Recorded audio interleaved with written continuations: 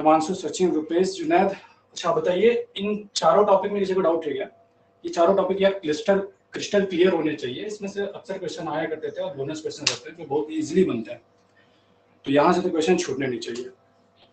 ठीक है, जुनैद सा एम क्या है? अच्छा, क्लियर है कि क्या है? एन का मतलब समझा नहीं। एमिशन वाला फॉर्मूला, शिवम विश्वकर्मा। ठीक है, क्लियर है। यस यस, ठीक है। एमिशन वाला फॉर्मूला क्या था? अपन फॉर्मूला तो वैसे याद नहीं रखे थे Shivam. Methane in intake plus rate of emission of methane is equal to methane in return. ये करके निकाल लेते हैं। बाकी आपको फॉर्मूला याद रखना है तो फॉर्मूला भी याद रख सकते हैं, बना लेते हैं। रेट ऑफ एमिशन का फॉर्मूला क्या हो सकता है? ये अगर उधर चले जाए तो CH4 percentage in return minus CH4 percentage in intake multiplied by Q divided by 100। Correct है क्या?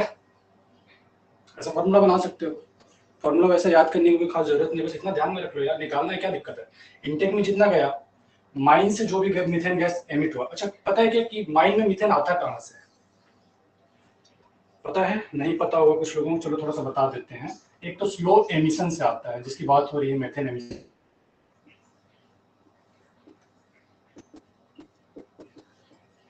एमिशन से आता है।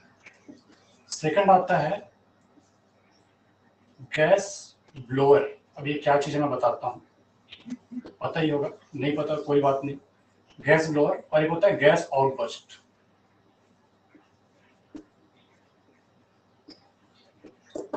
ये तीन तरीके हैं मीथेन के माइन में आने के, बन जाएंगे। अच्छा, जो मैं असाइनमेंट दिया था बना क्या? हाँ, यही डाउट था। चलो एक काम करिएगा, ये छोटा सा जो डाउट है इसके लिए अपन वापस नहीं जाएंगे इसी को। क्लास का टाइम हो गया है। मेरा संडे को डाउट क्लास रहेगा इसी टाइम पे। तो संडे का डाउट क्लास का कोई फिक्स टाइम नहीं है। अगर डाउट आधे घंटे में हो जाता आधे घंटा, 1 घंटा में हो जाए 1 घंटा, अगर 3 घंटा लगता है 3 घंटा। अगर ये चीज पुराने में बच जाते हैं तो हम संडे के डाउट मिलेंगे, ठीक है? या फिर अपन 15 मिनट पहले भी क्लास स्टार्ट करके आप आ जाइएगा, एक्स्ट्रा डाउट करेंगे। जी मैं समझ गया।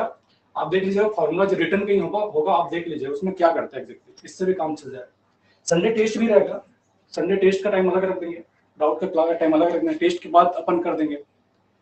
डोंट वरी, उसमें टेस्ट रहेगा, ठीक है? अच्छा, ये मैं बता रहा था स्लो इमिशन, गैस ब्लोअर और गैस आउटबर्स्ट क्या होता है, पता है क्या किसी को? स्लो इमिशन तो हो गया कि कोल जब बनी तो उसके साथ में उसके फोर्स में कुछ मीथेन गैस भी छुपी रहती है या इंसर्टेड रहता है। जब भी अपन कोल एक्सट्रैक्ट करते हैं उसके साथ साथ में उन पोर्स से मीथेन भी निकलता है, तो वो स्लो इमिशन हो गया, उससे मीथेन जो निकल रहा है। गैस ब्लोअर क्या होता है कि जगह गैस का रिजर्वायर रहता है। गैस मतलब वो जो पोर्स में जो बोल रहा हूँ वहां पे ऐसा रिजर्वायर रहता है, जैसे पानी का रिजर्वायर है वैसे टाइप का गैस का भी रिजर्वायर रहता है। जब ये एक्सट्रैक्शन करते चले जाते हैं तो वो रिजर्वायर फट जाता है, तो वहां से भी कंटिन्यूअसली गैस निकलता है। ये गैस हो सकता है 2 दिन निकले, 4 दिन निकले, साल भर निकले, 5 साल निकले, तो कंटिन्यूअसली गैस का इमिशन होते रहता है और बहुत फास्ट रेट उससे होता है। जब भी आप वहां पे ऐसे हाथ रखेंगे तो फूकने वाला जो आवाज आता है करके आपको आवाज आएगी, जैसे आप किसी भी पंप को आप देखेंगे प्रेस करेंगे तो उसमें जैसे आवाज आता है वैसे आपका गैस ब्लोअर में आप हाथ रखेंगे तो आपको आवाज आएगा। मतलब कंटिन्यूअसली यहाँ से गैस निकलते रहता है, मीथेन गैस। वैसे वही बताया कि ये 2 दिन के लिए भी हो सकता है, हफ्ते भर के लिए भी हो सकता है, साल भर भी निकलते आ सकता है। गैस ब्लोअर हो गया। गैस आउटबर्स्ट क्या हो गया?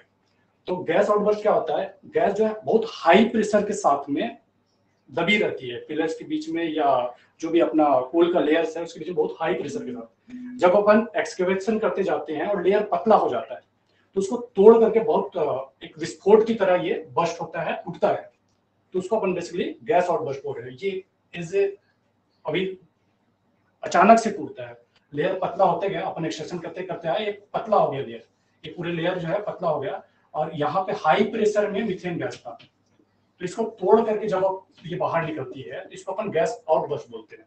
ब्लोअर का बताया कि यही एक्सट्रैक्शन जब होते चले जाता है तो क्या होता है, मान लो इसको कहीं पे निकलने के लिए जगह मिल गया तो यहाँ से कंटिन्यूअसली मीथेन का रिसाव होता रहता है हाई रेट में। और स्लो इमिशन तो हो गया आपका बेड में ये छुपे छुपे मीथेन के जो भी पोर्स में जो है मीथेन एक्सट्रैक्शन के साथ में धीरे धीरे वो भी निकलता है। ये मेरे ख्याल से तीनों होगा। माइंड में ये 3 तरीके हैं जिससे मीथेन जो है माइंड के अंदर में आता है। कल का मीथेन इमिशन वाला सारा क्वेश्चन था क्या, बन गया क्या सबसे? असाइनमेंट का क्वेश्चन बना क्या सबसे? सर मीथेन इमिशन भी रिटर्न में जुड़ेगा? ठीक है जुड़ेगा। सर असाइनमेंट का लास्ट क्वेश्चन बता दीजिए। लास्ट क्वेश्चन मुझे देखना पड़ेगा प्रशांत। ठीक है, यस यस, हाँ सर देखना पड़ेगा प्रशांत, एक्चुअली मेरे पास क्वेश्चन अभी है नहीं। ठीक है देखते हैं प्रशांत, प्रभात सॉरी, प्रभात जी अलग से भेज दीजिएगा, देख लेते हैं। ठीक है, तो कल का एक क्वेश्चन और करवा देता हूँ। 2018 का क्वेश्चन अपन करवाना भूल गया था, देख लीजिए एक बार एग्जैक्टली। कुछ लोग जो कल नहीं थे उनके लिए एक बार ये टॉपिक दोबारा चला देते हैं। आंसर बता दीजिए।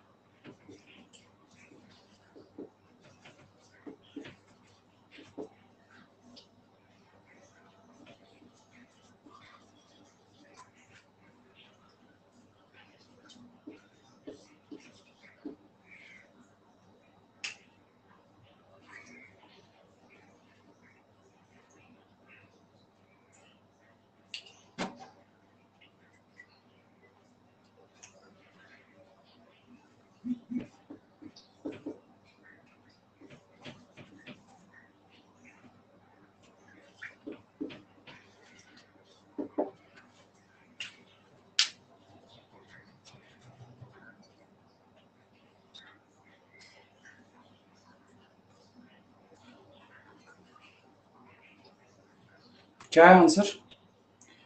19.6 डिग्री 3। क्या आएगा भाई आंसर, क्या आएगा बताओ जल्दी। है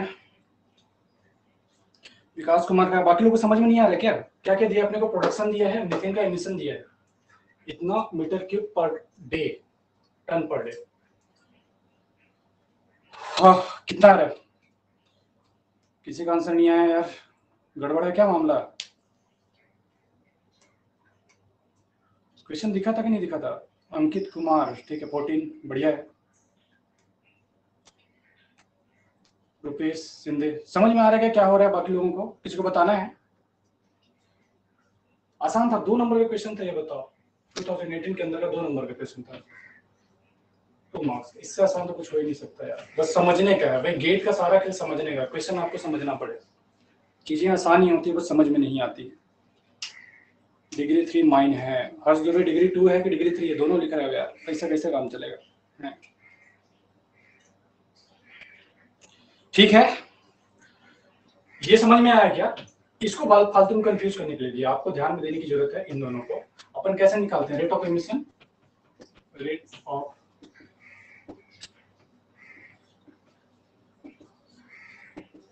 एमिशन, टोटल कितना एमिशन हुआ? 14,000 मीटर क्यूब एक दिन का एमिशन हुआ। टोटल प्रोडक्शन कितना है? 1000। कितना आ गया? 14 मीटर क्यूब पर टन। मेहनत था क्या इसमें? Greater than 10।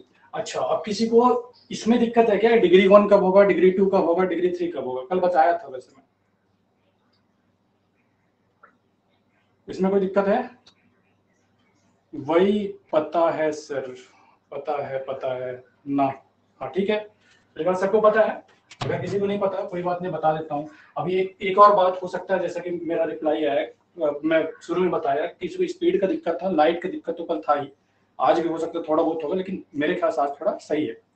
जिसको भी अगर कुछ छूट रहा है, या तो आप रिकॉर्डिंग देख लीजिए, या अगर कोई, मेरे ख्याल से 50-60% लोगों का कल का क्लियर था, हो सकता है सारे का रहा हो, लेकिन अगर कोई 20-30% लोग बच गए हैं, वो बिल्कुल डाउट क्लास में आप आइए, आके जो भी जहां भी कोई दिक्कत आया है, हफ्ते भर का जितना भी डाउट्स है उसको कलेक्ट करिए और हमसे आके डिस्कस करिए। बेसिक में भी जाना पड़े, कोई टर्म्स नहीं समझ में आ रहा है, बिल्कुल बेझिझक पूछिए। वेंटिलेशन का एक भी मार्क्स किसी से भी छूटना नहीं चाहिए, क्योंकि इससे आसान सब्जेक्ट गेट के अंदर में नहीं है भाई। डिग्री 1 में अपन क्या बताए थे, 1 metre cube rate of emission जो है 1 मीटर क्यूब पर टन से कम है, तो डिग्री 1 हुआ। डिग्री 2 के केस में 1 से 10, और डिग्री 3 के केस में ग्रेटर देन 10, यानी 1 मीटर के पर टन कोल प्रोड्यूस से अगर मीथेन एमिशन कम है तो अपन डिग्री 1 में उसको लेंगे। डिग्री 2 में कब लेंगे, जब 1 से 10 के बीच है, और डिग्री 3 में लेंगे जब 10 के ऊपर है। यहाँ पे कितना है, 14 मीटर के पर टन है, यानी डिग्री 3 आएगा। आज लाइट अच्छी है, थैंक यू यार हर्ष, बहुत मेहनत लगा है। ठीक है, तो आगे बढ़ते हैं। ये क्वेश्चन लाने का यही था, 2 नंबर का क्वेश्चन था। अब इसमें भी लोग गलत कर देंगे, इसमें क्या कर सकते हैं, कंफ्यूजन हो सकता है कि यार सर आप तो पहले देते थे क्वांटिटी भी दिया रहता था, परसेंटेज भी दिया रहता था, इंटेक दिया रहता था, रिटर्न दिया रहता था, इसमें तो कुछ दिया ही नहीं है, तो बेसिक से उठा दिया। बेसिक से नहीं, इसमें अगर किसी को यूनिट भी पता है तो वो काम चल जाएगा। ठीक है, तो बेसिकली आपको वहां पे गेट की एग्जाम की ड्यूरेशन में आपका दिमाग पूरी तरह खुला रखना है। ऐसे ऐसे कई सारे क्वेश्चन आएंगे आपके जिसमें कुछ है ही नहीं, कुछ नहीं पता रहेगा तब भी क्वेश्चन बनेगा, बस प्रेजेंस ऑफ माइंड रखना। ये 2 नंबर का क्वेश्चन था।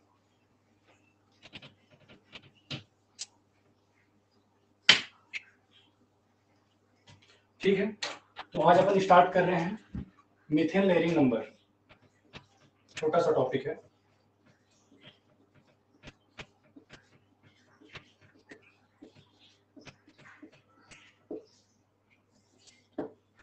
इसी को मीथेन लेयरिंग इंडेक्स भी बोल देते हैं। ठीक है, तो मीथेन लेयरिंग नंबर, अब इसकी जरूरत क्यों पड़ती है।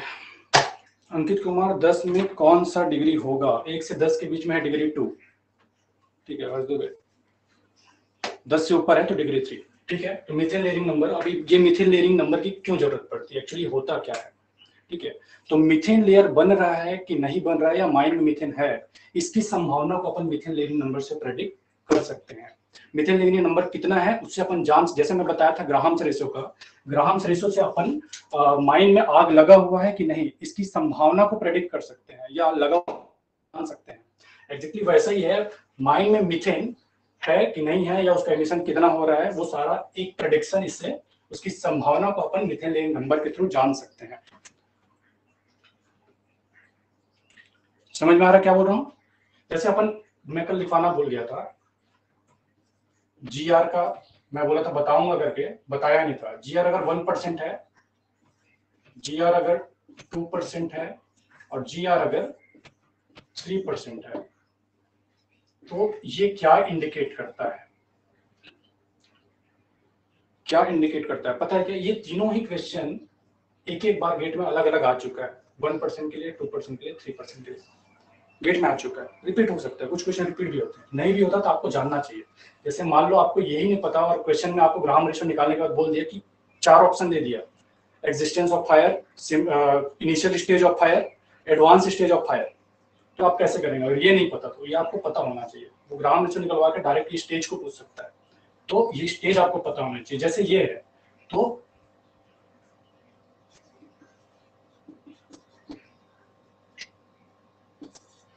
सिम्टम्स ऑफ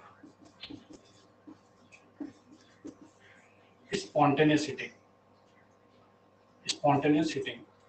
ठीक है, और ये हो गया आपका इनिशियल स्टेज ऑफ फायर।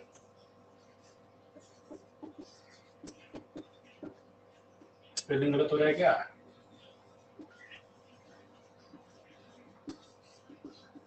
और ये हो गया आपका एडवांस स्टेज ऑफ फायर, ये इसी को एक्टिव स्टेज ऑफ फायर बोलते हैं।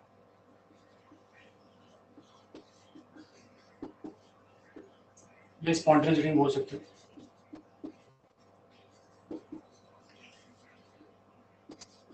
करेक्ट हूँ क्या, कोई दिक्कत।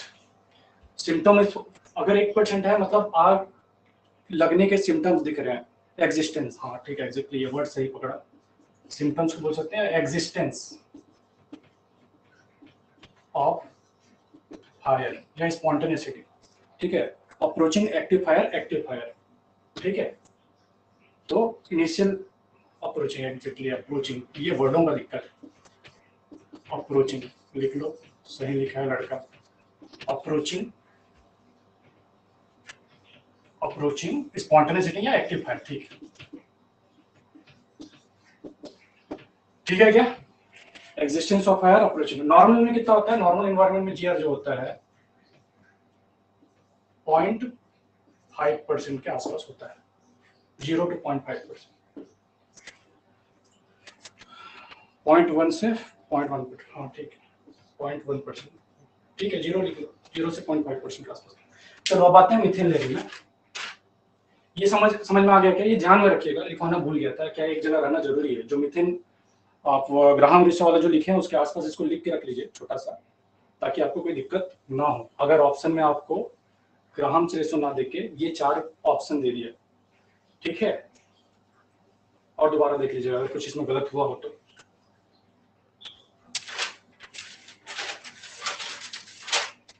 क्लियर है क्या? 0.1 से 0.5% is normal to the coal mine, indicate existence of spondylocity, advanced stage of approaching active fire, indicate active fire, ठीक है, एडवांस स्टेज भी लिख सकते हो, अप्रोचिंग एक्टिव फायर, ठीक है। अंकित कुमार, प्रभात, क्वेश्चन 5 का जीआर का आंसर क्या आया है सबका? प्रभात यार तुम तो यार पीछे पड़ गए यार। करते हैं प्रभात, करते हैं जो आपका असाइनमेंट का क्वेश्चन था उसको करते हैं, क्लास को इंटरप्ट नहीं करते असाइनमेंट के लिए, ठीक है, क्योंकि कुछ लोग किए नहीं होंगे असाइनमेंट, तो उसको हम यहाँ करवाऊंगा, कुछ खास मतलब नहीं पड़ेगा, ठीक है। अपन आते हैं क्वेश्चंस पे। Methane layering number,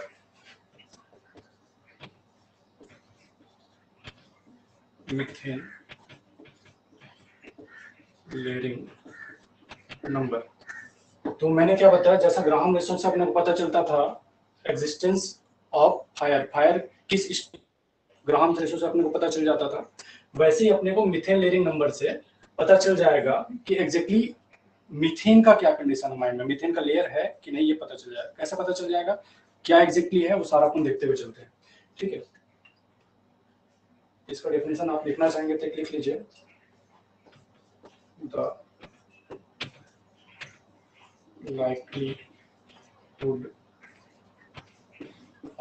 likelihood of layer formation and layer length is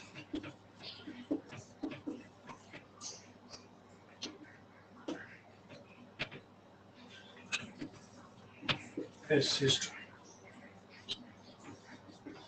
from an index called layering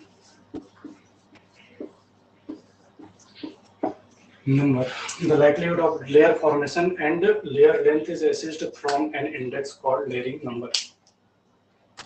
ठीक है जो पुष्पेन 0.74 पुराना ही चल रहा है क्या भाई साहब? अरे लिखे नहीं थे क्या जी? कोई बात नहीं, ठीक है। The likelihood of layer formation and layer length is assisted from an index called layering number, ठीक है। अब आते हैं अपन इसको निकालते कैसे हैं। CH4 layering number is U divided by 4.32 V divided by W to power 1/3. U velocity of air in meter per second, V rate of methane emission in metre cube per second, W width of airway। सब लिख रहे हैं क्या? सबसे बड़ा साला online का एक ड्रॉबैक ये है कि एग्जैक्टली क्या सीन है क्लास के अंदर समझ में नहीं आता। इसको लिख लो फटाफट, देख लेते हैं। लोगों का शिकायत है कि स्पीड ज्यादा हो रहा है, थोड़ा टाइम दे देते हैं। लिख लीजिए। शुभ रोहिला डन। मेरे ख्याल से कुणाल का डन हो गया तो बाकी सबका भी डन हो गया होगा। ठीक है, इसको लिख लीजिए। इस पर बेस्ड एक न्यूमेरिकल करा देंगे अपन, और थोड़ा सा लेयरिंग के बारे में इसके सम्मान में और लिख लेते हैं। Layer will not harm if L greater than 5 in case of horizontal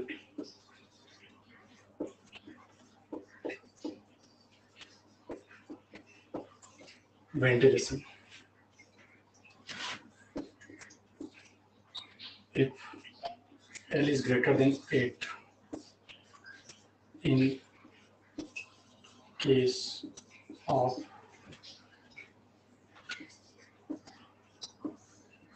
essential की स्पेलिंग क्या होता है यार?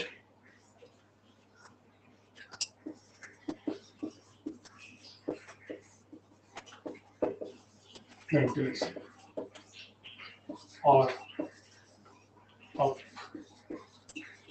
gradient incline.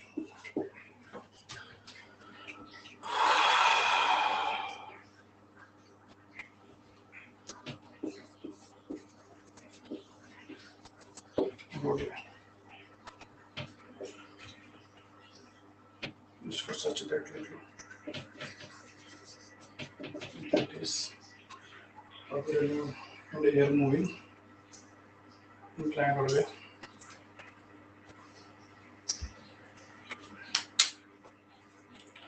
इसमें फ्रॉम होगा कि नहीं सर? फ्रॉम मतलब इसको ठीक से लिखवा देते, इसको नहीं लिखे होते, इसको बता दो भाई।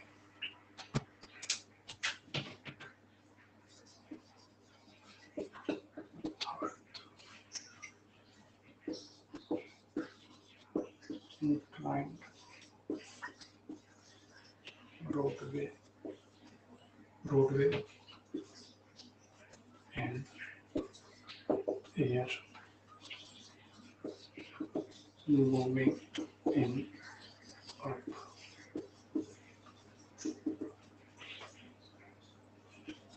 Gradient। ये समझ में आया कि क्या हुआ? लेयर विल नॉट फॉर्म, जैसे हमने शुरू में बताया था कि मीथेन लेयर बन रहा है नहीं बन रहा है उसका अपने को पता चल जाएगा लेयरिंग नंबर से। अभी मीथेन लेयर क्यों अपन देख रहे हैं इसके बारे में मैं थोड़ा सा ब्रीफ कर देता हूँ। कल की क्लास में मैंने बताया था मीथेन डेंजरस है, बहुत डेंजरस है। मतलब ये पॉइजनस तो नहीं है लेकिन ये एक्सप्लोजन का रीजन होता है मीथेन। ठीक है, इसलिए इसका क्लोज ऑब्जर्वेशन जरूरी है, क्लोज मॉनिटरिंग जरूरी है। अब मीथेन लेयर क्यों हार्मफुल है? मीथेन क्या है, जब अपन गैस चेक करते हैं तो अपन रोडवे का तो चेक कर लेते हैं फ्लेम सेफ्टी लैम्प से या मिथेनोमीटर से, लेकिन जो लेयर रहता है जो रूफ के पास में रहता है, रूफ के पास में क्यों इकट्ठा होता है? क्योंकि इसका जो स्पेसिफिक ग्रेविटी होता है वो 5.4 होता है और ये बेसिकली एयर से हल्का है। एयर से हल्का है तो ये रूफ के पास में लेयर की तरह फॉर्म होता है। वो मॉनिटरिंग में छूट जाता है, वो डेली का जो एयर मॉनिटरिंग उसमें ये छूट जाता है और लेयर की तरह फॉर्म रहता है। वो जो है अपने को पता नहीं चल पाता, लेकिन अपन मीथेन लेयरिंग नंबर के थ्रू ये पता कर सकते हैं कि एग्जैक्टली मीथेन का लेयर है कि नहीं है। वो जो थिन लेयर है वो थिन लेयर हो सकता है किसी रिजर्वायर से भी कनेक्टेड हो। रिजर्वायर जैसे मैं बताया गैस का धीमा रिसाव, वो क्या होता है रिजर्वायर से धीरे धीरे रिसाव होते रहता है। अब मान लो ऊपर में रूफ में कोई रिजर्वायर है, वहां से एक धीमा रिसाव हो रहा है तो एक लेयर की तरह तो फॉर्म हो गया। वो लेयर की तरह तो फॉर्म हो गया, लेकिन पकड़ में भी नहीं आ रहा है। लेट सपोज मान लो रूफ टूटा या और कुछ हुआ, रिजर्वायर धड़ल्ले से नीचे आ जाएगा, तो इसलिए भी डेंजरस है। ये रिजर्वायर का भी एक इंडिकेशन देता है कि धीरे हो सकता है अगर लेयर फॉर्म है तो। दूसरा कि अगर यह इसको सफिशिएंट अमाउंट में अगर हीट मिल गया, सफिशिएंट अमाउंट में हीट मिल गया और वो एक फिक्स टाइम के लिए मिल गया, लेग ऑफ इग्निशन, वैसे आप जब इन्वायरमेंट पढ़ेंगे आपको समझ में आएगा। लेग ऑफ इग्निशन टर्म आता है और टेम्परेचर तो चाहिए रहता है, सफिशिएंट ऑक्सीजन चाहिए रहता है एक्सप्लोजन के लिए, वो मिल गया तो एक्सप्लोजन कर सकता है। ये जो लेयर है, मतलब ये कितने भी परसेंट में हो जाता है, जो मैं एक्सप्लोजिव लिमिट बताया 5.4 से 14.8%, उस लिमिट में भी हो सकता है ये लेयर। तो वो लेयर जो है इस लेयरिंग नंबर के थ्रू पकड़ में आ जाता है। आपको थोड़ा सा होच पोच लग रहा होगा कि सर अचानक से यहाँ कहाँ गए, यहाँ कहाँ गए, तो मैं इसलिए करवा रहा हूँ। कुछ लोग 3rd ईयर के हैं और कुछ लोग 4th ईयर में गए जो उतना ज्यादा पढ़े नहीं है, तो एक हल्का आइडिया रहे कि मीथेन क्या चीज है, इसके बारे में एक थोड़ा आइडिया है। बाकी जब आप इन्वायरमेंट पढ़ेंगे, वहां पे आपको जब कॉवर डैम पढ़ाया जाएगा, मीथेन के बारे में डिटेल में पढ़ाया जाएगा, सारी चीजें क्लियर हो जाएंगी। अभी मुझे न्यूमेरिकल कराना है, उसके लिए मैं बेस बना रहा हूँ। ठीक है sir, read last one. That is, देखो मैं क्या बताया, एसेंशियल वेंटिलेशन। अभी एसेंशियल वेंटिलेशन क्या होता है, हॉरिजॉन्टल वेंटिलेशन क्या होता है, एसेंशियल वेंटिलेशन और डिसेंशियल वेंटिलेशन अभी डिटेल में बताने वाला हूँ, तो इसको थोड़ा पेशेंस रखिए। That is inclined roadway and airway. इसको मैं क्या बताया, हॉरिजॉन्टल। हॉरिजॉन्टल रोडवे के लिए अगर एल ग्रेटर देन 5 है तो लेयर नहीं बनेगा, और इंक्लाइंड रोडवे के केस में एसेंशियल बेसिकली हो सकता है इंक्लाइंड रोडवे रहे या अप ग्रेडियंट रहे, तो उस केस में अपन एल अगर 8 से ऊपर है तो वहां पे मीथेन लेयर नहीं फॉर्म हो रहा है। इस बात का सबूत है, इस बात की गारंटी है। मैं भी 3rd ईयर का हूँ, ठीक है हर दुपहर, लेकिन आपका परफॉर्मेंस अच्छा है। 3rd ईयर होने के बावजूद आपसे क्वेश्चन बन रहे हैं, लेट बन रहे हैं लेकिन बन रहे हैं, ये अपने आप में बड़ी बात है। ठीक है, तो मेरे ख्याल से ये क्लियर है, लिखने का काम भी आप कर लिए। अभी अपन डायरेक्ट न्यूमेरिकल्स में आते हैं। आपको लेयरिंग नंबर की इंपॉर्टेंस आपको समझ में आ गई होगी, मीथेन लेयर क्यों डेंजरस है उसका एक हल्का आइडिया हो गया होगा, बाकी आपको डिटेल आपको समझ में आ जाएगा। कल भी थोड़ा बताया था। अपन जब अंडरग्राउंड की बात करें तो मीथेन को आप छोड़ के नहीं चल सकते। मीथेन की डेली मॉनिटरिंग होती है, डेली मॉनिटरिंग होती है। हर हर चीज, अभी क्लासिफिकेशन भी हुआ वो सिर्फ और सिर्फ मीथेन के बेस में हुआ। अपन नहीं बोले कार्बन डाइऑक्साइड इतना % होगा तो डिग्री 2 बोली, नहीं बोले। जो मेन गैस जिस पर अपना कंसर्न रहता है वो है मीथेन। दैट्स व्हाई इतना सारा चीज पढ़ा जा रहा है। ठीक है, तो अपन आते हैं मीथेन लेयरिंग नंबर, इसका न्यूमेरिकल देख लेते हैं। अच्छा न्यूमेरिकल है, sorry for disturbing you. Question आपको शो होने वाला है।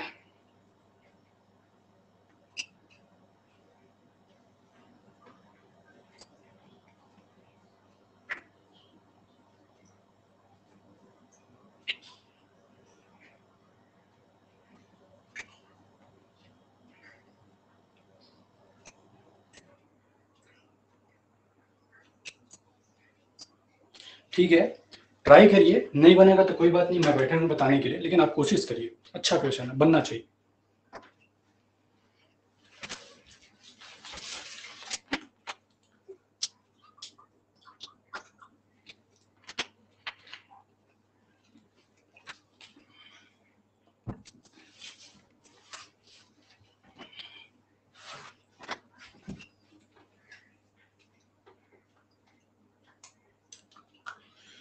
In underground roadway in a coal seam, dipping at 1 in 6 is 3 meter high, 4.3 meter width. By assuming the rate of methane emission to be 1 meter cube per second. Calculate the minimum airflow required to prevent methane layering with ascensional ventilation. That would be the ventilation required if the roadway was horizontal. Required layering number for preventing methane layer is 8 for ascensional ventilation, 5 for horizontal ventilation. ठीक है,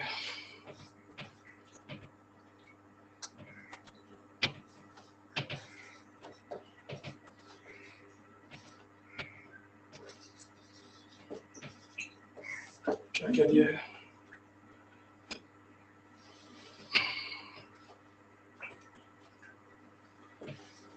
roadway height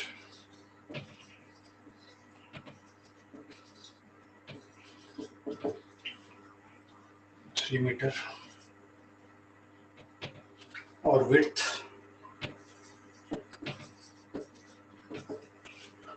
4.3 metre. ठीक है, ये दिया हुआ है आपको, rate of emission भी आपको दिया है।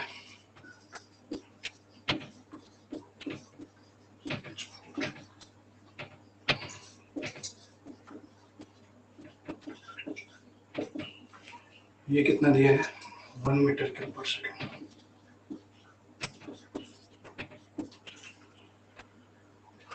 ठीक है, कैलकुलेट एयर फ्लो निकालना है।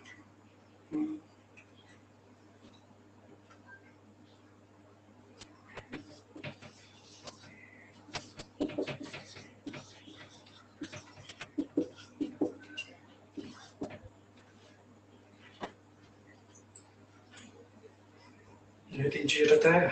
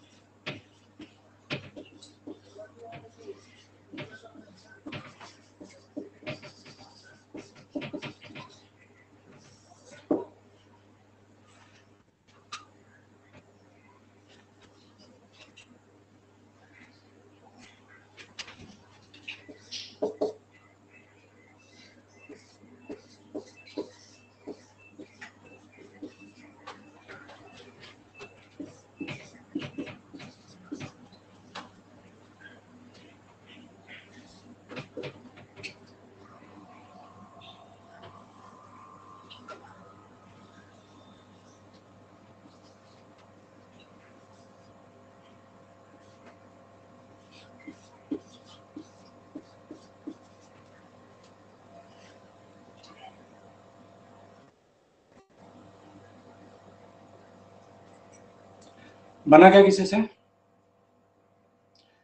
अरे यार सॉरी। ठीक है, 8.01 to 103.68 मीटर क्यूब पर सेकंड, 8.01 ग्रेटर देन 864। आंसर में बहुत ज्यादा वेरिएशन है। ठीक है, यहां तक समझ में आया। वैसे क्या निकालने बोला है? वी निकालने बोला है। ठीक है, और हाइट का तो कहीं जरूरत नहीं है मेरे ख्याल से। एरिया वेरिएशन की जरूरत है क्या? एरिया की जरूरत नहीं, विड्थ बोला है बस। ठीक है, सॉल्व करवाना है, सॉल्व करवाना है बोलोगे एक यस करके लिख दो, कोई जिसको समझ में नहीं आया वाई करके लिख दो, फिर सॉल्व करने वाला काम कर लेना यार। और अब इसके लिए क्वांटिटी कितना आएगा एसेंशियल के केस में, ध्यान दे लो। क्वांटिटी इज इक्वल टू क्या होता है, v इंटू ए। v आपका 8 है, ये कैसे निकालेंगे आप, height multiplied by width, 3 multiplied by 4.3। Solve करिए कितना आता है। और horizontal ventilation u is equals to 8 multiplied by 4.32 into v divided by w to power 1/3 5। इसको जब आप सॉल्व करेंगे अप्रॉक्सीमेटली ये भी 5 के इक्वल आता है। q आ गया 5 मल्टीप्लाइड बाय p वही एरिया 3 मल्टीप्लाइड बाय 4.3। ठीक है, ये आ जाएगा आपका जो भी कितना है।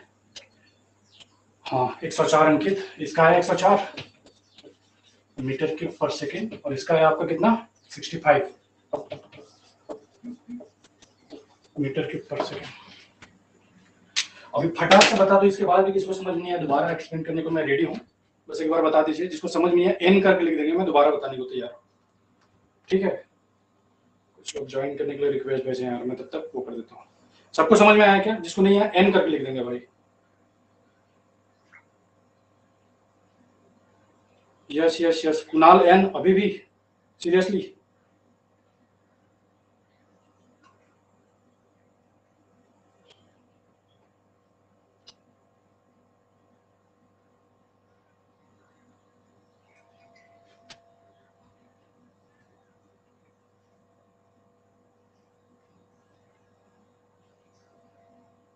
जो विकास विश्वकर्मा, धन रावत, नवीन भाई थोड़ा जल्दी आ जाया करो यार, ऐसे बीच में ज्वाइन नहीं कर पाऊंगा।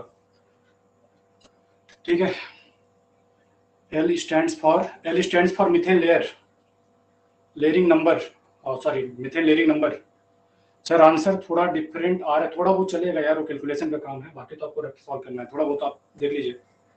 ठीक है, सबका सही है क्या? दोबारा बताने की जरूरत मेरे ख्याल से नहीं है। बाकी और एक दो जो बच रहे हैं वो भाई देख लेना वीडियो दोबारा से, क्योंकि फॉर्मूले में ही रखना है यार, कितना मेहनत करवाओगे, जान लोगे क्या बच्चे की है।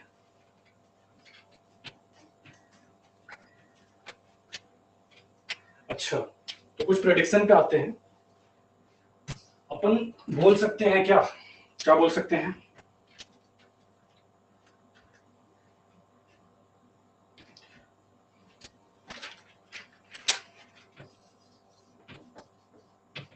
नोट पॉइंट लिखिएगा। From this equation it is evident that methane layering number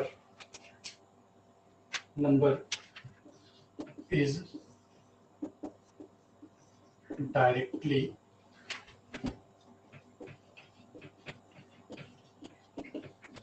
proportional to the air velocity।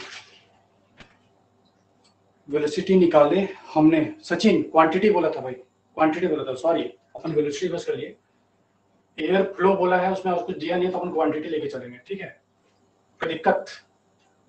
Velocity भी निकाले, ठीक है। क्वेश्चन थोड़ा ध्यान दे लेना, मैंने गड़बड़ किया, क्वेश्चन ध्यान से पढ़ा नहीं, ध्यान दीजिएगा। ठीक है, from this equation it is evident that methane layering number is directly proportional to velocity. यहाँ आप देख सकते हैं डायरेक्टली प्रोपोर्शनल ही है। अभी कभी आपको 4 ऑप्शन मिल गया तो ये आपको ध्यान में रहना चाहिए। अब इस पर और क्या अगला निष्कर्ष निकलता है? In other word with increase in air velocity layering number increases। layering number increases and the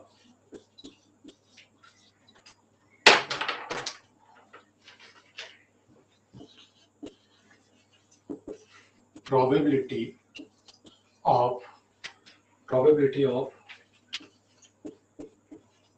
occurrence of CH4 layering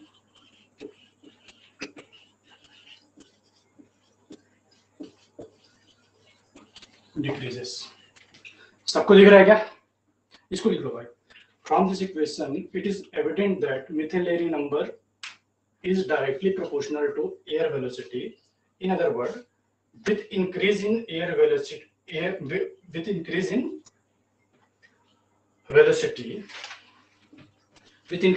velocity, layering number increases and the probability of occurrence of methane layering decreases। लिख लो फटाफट।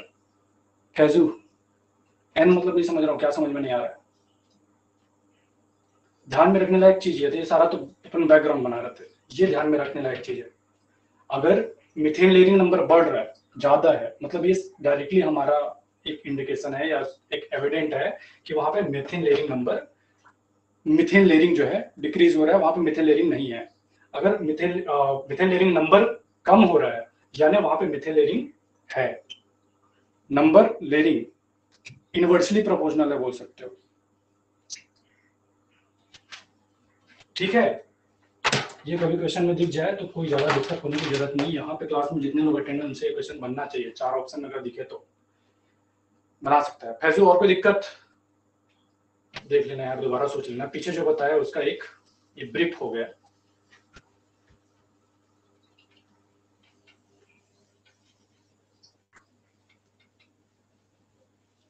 ठीक है क्या, आगे बढ़े। एक और question है मीथेन लेयरिंग नंबर पे, उसको भी करते हैं।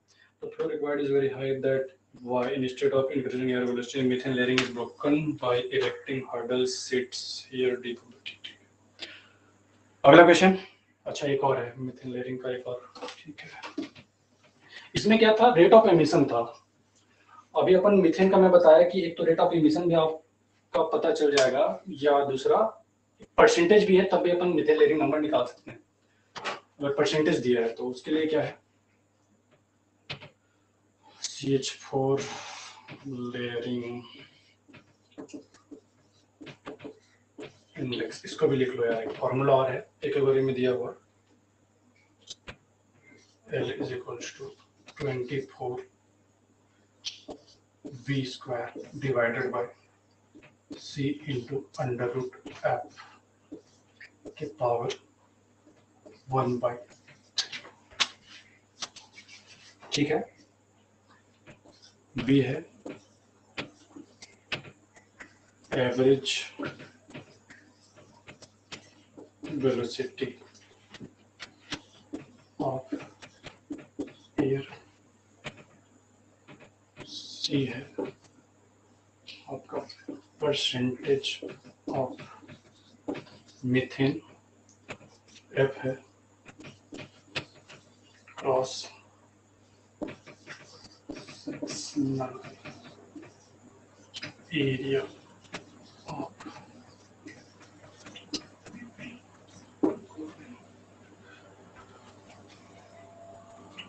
सिद्धेश कनवार, थोड़ा बड़ा लिखिए सर। चलो मैं बोल देता हूँ, दोबारा क्या लिख पाओगे यार।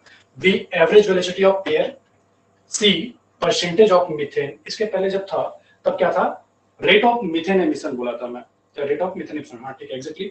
और एफ जो है क्रॉस सेक्शनल एरिया, इसके पहले जब था तब अपन विड्थ को लिए थे। तो अगर आपको क्रॉस सेक्शनल एरिया दिया है, परसेंटेज ऑफ मीथेन दिया, तो ये वाला फॉर्मूला आप यूज करिएगा मीथेन लेयरिंग नंबर निकालने के लिए। लोग इतना परेशान हो रहे हैं यार, किसी टाइम पे सबको कॉल करना है क्या, ठीक है। सर व्यूइंग क्वालिटी लो क्यों आ रही है, क्यों आ रही है, आई डोंट नो भाई। दिख रहा है क्या सबको? कुछ लोगों का डेट का इशू हो सकता है यार, मेरे ख्याल से बाकी सबको क्लियर है, ठीक है। तो एवरेज वेलोसिटी ऑफ एयर और सी जो होता है percentage of methane, F cross sectional area. अब इक्वेशन देता हूं, फटाक से बना लो, ठीक है क्या। Poor quality Anand Kumar, net चला गया क्या भाई मेरा, ऐसा कैसे बोल रहे हो यार।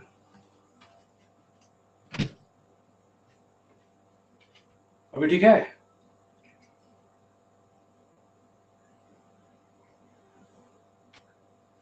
ठीक है क्या। ब्लर है ब्लर है ब्लर है, चलो मैं आपको क्वेश्चन शो करता हूं, देखिएगा आनंद, डोंट वरी, क्वेश्चन तो आप सॉल्व कर सकते हैं ना। अरे यार ये क्या हो गया यार, हैंग मार दिया भाई सिस्टम, सॉरी फॉर इनकन्वीनियंस, मतलब नेट का ही दिक्कत हो रहा है थोड़ा। बड़ा लिखे, हाँ सर लिखेंगे लिखेंगे चंदन, बिल्कुल लिखेंगे, थोड़ा थोड़ा sorry for disturbance guys, hang मार दिया लैपटॉप, नेट का इशू होगा मे बी।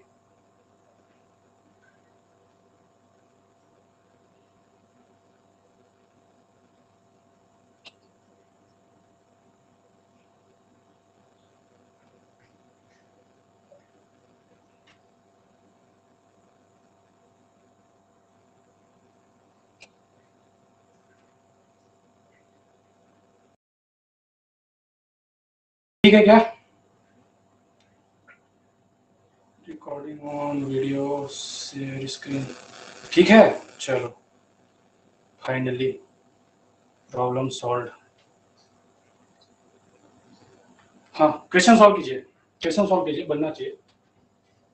एक मिनट तो ओपन तो है ही है यार, ठीक है उसको कहीं मिटा दे। ये आपको क्वेश्चन में दिया है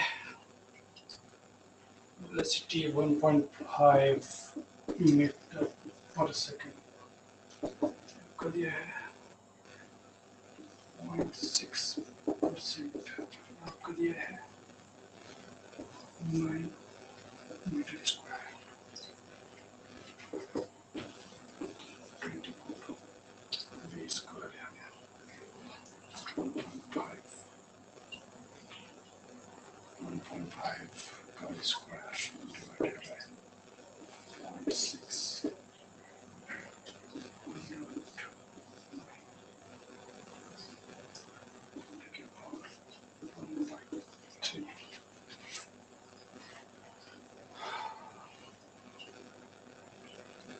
सी का जो वैल्यू है यानी परसेंटेज ऑफ मीथेन को परसेंट में ही रखना, ठीक है, डिवाइडेड बाय 100 मत करिएगा, यूनिट लिखाना चाहिए था, वैसे यूनिट लिखाया नहीं, सॉरी फॉर दैट।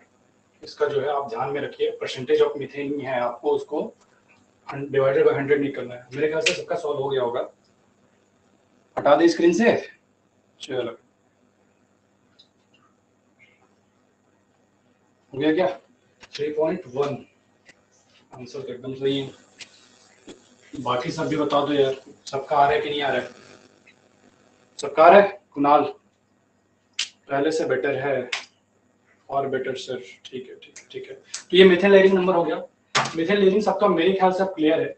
अगर किसी को कोई दिक्कत है अभी भी तो बताइए, दोबारा रिपीट करने में, ठीक है, गॉट इट। सबका आ रहा होगा, फॉर्मूले में रखना, सॉल्व करना यार, कैलसी है तो कोई बड़ा काम नहीं। अभी बताइए मीथेन लेयरिंग के बारे में और कुछ दिक्कत है? सबका क्लियर है कि नहीं है? अगर किसी का भी नहीं है तो एन लिख देंगे, बाकी फिर आगे बढ़ते हैं।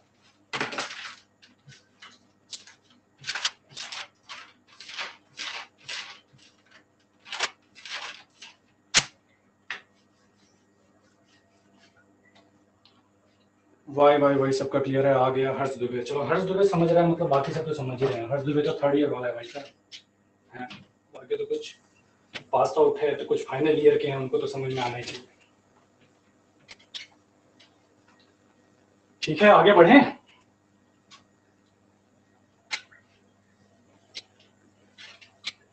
स्टैंडर्ड ऑफ वेंटिलेशन सबको पता है क्या?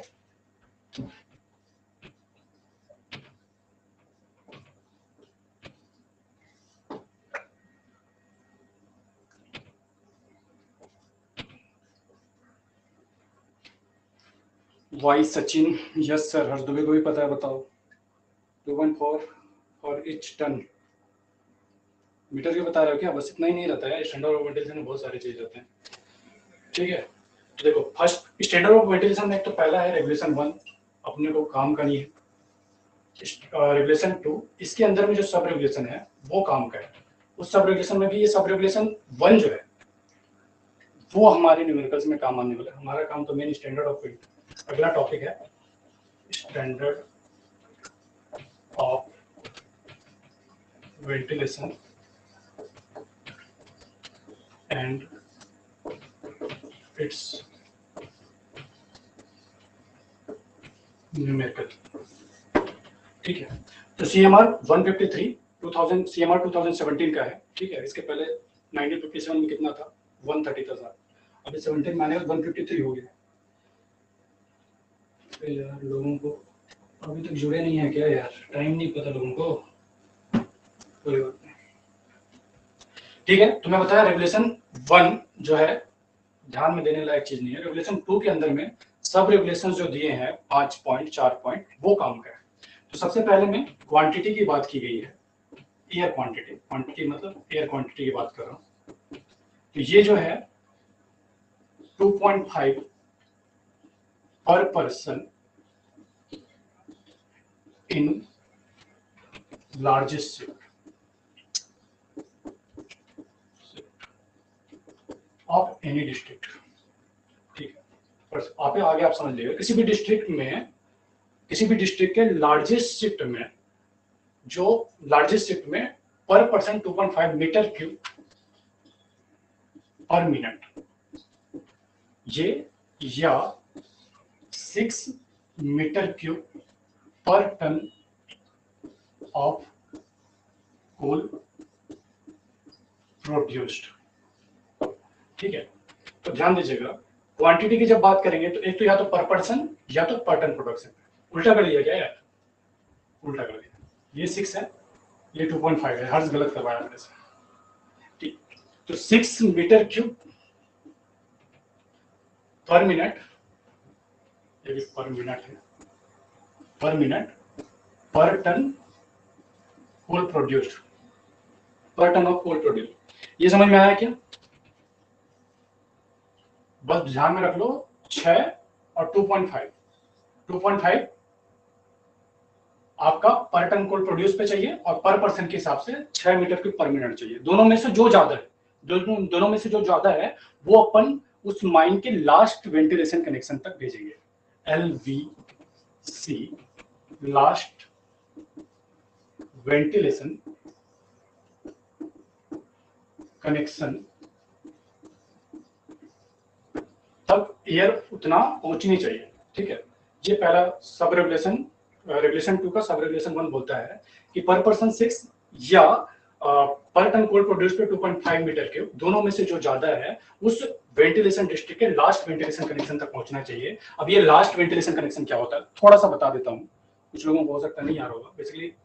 ठीक है, तो थोड़ा सा बता देता हूँ, बाकी जब मैं अभी वेंटिलेशन सर्किट बताऊंगा तो तब इस पर डिटेल में जाएंगे, क्योंकि ये तो जानना ही पड़ेगा। तो एलवीसी जान लीजिए, नहीं समझ में आएगा, काफी चीजें बतानी पड़ेंगी एलवीसी के लिए, लेकिन ठीक है। ये होता है आपका डाउन का शाफ्ट, ये होता है आपका अप का शाफ्ट। डाउन का शाफ्ट वो है जहां से एयर अंदर जाती है, अप का शाफ्ट वो है जहां से एयर बाहर आती है, जहां पे बेसिकली एग्जॉस्ट फैन लगा रहता है। ठीक है, तो डाउन का शाफ्ट से एयर अंदर आती है और बेसिकली जब ये डिस्ट्रिक्ट में चली जाती है तो डिस्ट्रिक्ट में जहां पे जो वर्किंग फेस है, तो जहां से एयर वापस रिटर्न की ओर मुड़ जाती है, ये जो लास्ट पॉइंट है उसको अपन बोलते हैं एलवीसी।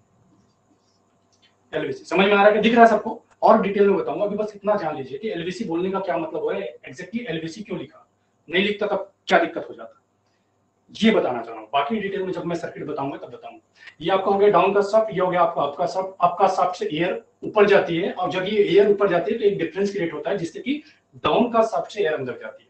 और जब डाउन का शाफ्ट से एयर अंदर जाती है तो इसमें कई सारे लीकेज होते हैं। कभी वेंटिलेशन स्टॉपिंग पे कोई लीकेज होता है, एयर क्रॉसिंग पे लीकेज होता है, ऐसा ऐसा एयर लीक होते होते आता है आपका 50 to 60% एयर ही एफिशिएंटली पहुंच पाता है। कहां तक? लास्ट वेंटिलेशन कनेक्शन तक। लास्ट वेंटिलेशन कनेक्शन मतलब जहां पे वर्किंग चल रहा है और जहां से एयर जो है डायरेक्ट रिटर्न पे मुड़ गया, यहां तक इंटेक्ट था, यहां से रिटर्न में मुड़ गया, इतना ही ध्यान रखिए। ठीक है, और वर्किंग तो हमारे यहीं पे चल रहा है, यहाँ पे एयर की बात करेंगे ना, यहाँ पे आप ज्यादा क्वांटिटी रख के क्या करेंगे, तो ये जो बात हो रही है यहाँ की बात हो रही है, यहाँ पे 6 या 2.5 दोनों में से जो ज्यादा है होना चाहिए। यानी बेसिकली अगर अगर इससे मान लो 1000 मीटर की एयर निकल के आता है, पर मिनट एयर निकल के आता है इस कैलकुलेशन से, तो माइन में अपन भेजेंगे कितना एयर, 1600। तब आप देख लीजिए इसका 60% नहीं पहुंचेगा। अगर 1000 निकल के आता है तो 1600 2000 इसके आसपास आपको भेजना पड़ेगा, क्योंकि जितना भेजेंगे उसका 50-60% ही आपको का लास्ट वेंटिलेशन कनेक्शन तक जाएगा। अगर 70% तक जाता है तो अपन बोलते हैं बहुत एफिशिएंट वेंटिलेशन सिस्टम है, दुरुस्त वेंटिलेशन सिस्टम है, लीकेज बहुत कम है। सबको समझ में आ रहा है? कोई दिक्कत है? समझ में आता है वाई करके लिख देंगे, अगर किसी को दिक्कत है एन कर देंगे और बता दिया जाएगा। बाकी और डिटेल में आपको जब बताएंगे, जब सर्किट ये पूरा समझाएंगे। सबको समझ में आ रहा है? ठीक है, ये पहला पॉइंट क्लियर है क्वांटिटी का, एलवीसी क्लियर है, लास्ट वेंटिलेशन कनेक्शन क्या है। ठीक है, अभी अपन दूसरा पॉइंट में आते हैं। सेकंड पॉइंट क्या है, कोई बताएगा? बता दो यार। ऑक्सीजन नहीं, ऑक्सीजन नहीं, ऑक्सीजन की मीथेन की बात होती है। सेकंड पॉइंट में बात होती है मीथेन की, सॉरी ऑक्सीजन की बात होती है। ये वैसे सब रेगुलेशन है। ठीक है, रेगुलेशन 2 के अंदर ऑक्सीजन जो है ग्रेटर देन होना चाहिए 19% और CO2 जो है लेस देन होना चाहिए 0.5%। इसके अलावा जो भी हार्मफुल गैसेस हैं वो परमिसेबल लिमिट से कम होना चाहिए। हार्मफुल गैस में कौन कौन से आ गए, जो पहले दिन में बताया था, माइन गैसेस आपका हो गया। हार्मफुल गैसेस में कार्बन मोनोऑक्साइड हो गया, हाइड्रोजन सल्फाइड हो गया, नाइट्रस फ्यूम हो गया, सल्फर डाइऑक्साइड हो गया, वो परमिसेबल लिमिट से कम होना चाहिए। ये वैसे रेगुलेशन में ही दिया है, लेकिन इसके लिए अलग से डीजीएमएस ने जो भी सर्कुलर निकाला था अपन थोड़ा सा बताते हुए चलते हैं। जैसे H2S की बात करें, इसका परमिसेबल लिमिट कितना है, CO की बात करें, इसका परमिसेबल लिमिट कितना है, और कौन सा बच गया, NOx, इसका परमिसेबल लिमिट कितना है, SO2, इसका परमिसेबल लिमिट कितना है। कोई बताएगा क्या? बता दो बता दो बता दो, फटाक से बता दो, लिखवाते चलो। H2S का कितना है बताओ यार, 37 लोग जुड़े, किसी को तो पता होगा, बता दो। अश्विनी राज गलत बता रहे हैं आप, 7 ppm। ठीक है, CO का कितना है 50 ppm, NOx कितना है 5 ppm और SO2 का है कितना है 5 ppm। एम आई करेक्ट? कुछ गलत है तो कोई करेक्शन कर सकता है। ठीक है, कहीं भी आपको 10 ppm भी लिखा हुआ मिलेगा, लेकिन अभी वो कम कर दिया गया है, 7 ppm करेक्ट आंसर है। ठीक है, वैसे इतना काम हो गया अपना। मैं एक और ऐसी क्वेश्चन आपसे पूछ लेता हूं। अगर अपन बोलेंगे कि सबसे डेंजरस गैस कौन सी है। मीथेन को हटा दो, मीथेन को साइड रख दियो, भाई आपकी बात नहीं कर रहे हैं। सिर्फ पॉइजनस में या टॉक्सिक गैस में अगर सबसे डेंजरस गैस बोले तो कौन सी है, कोई बता सकता है? सीओ। हर्ष बोल रहा है, मैं नहीं बोल रहा हूं भाई, हर्ष बोल रहा है। हर्ष के हिसाब से सीओ। और कोई? NOx. Chandan Kumar, Kunal CO. CO CO CO CO बहुत लोग हैं, सचिन पहले क्लास किया हुआ है। H2S, NOx, ठीक है। अभी कोई सीओ बोल रहा है, उसका रीजन उसको पता होना चाहिए। कोई H2S बोल रहा है, उसका रीजन उसको पता होना चाहिए। NOx बोल रहा है, ये बोल रहा है। NOx वाला तो भाई साहब देख रहा होगा कि सर 5 ppm रखे सर, डेंजरस होगा तभी ना दिक्कत है, हैं? इसका भी 5 ppm रखे सर, डेंजरस होगा तभी ना दिक्कत है। अगर सीधा सीधा पॉइजनस की बात करें तो हाँ, NOx जो है ये मेरे ख्याल से 100 ppm में ही नुकसान करना स्टार्ट कर देता है। 100 भी नहीं, 10 ppm पे बॉडी में इफेक्ट करना स्टार्ट कर देता है। और ये जो इसका तो लिमिट है 50 है। ऐसे देखें तो डेंजरस या पॉइजनस तो ये एज कंपेयर टू सीओ ज्यादा है, लेकिन पॉइजनस ज्यादा है। लेकिन जब भी डेंजरस की बात करें, सचिन रीजन भी बता रहा है, ठीक है, भूल जाता है। एग्जैक्ट रीजन मैं आपको बताता हूँ। NOx जो है इसको खांसी गैस भी बोलते हैं, इसको गंधक गैस भी बोलते हैं, गंधक की तरह स्मेल आता है, ठीक है।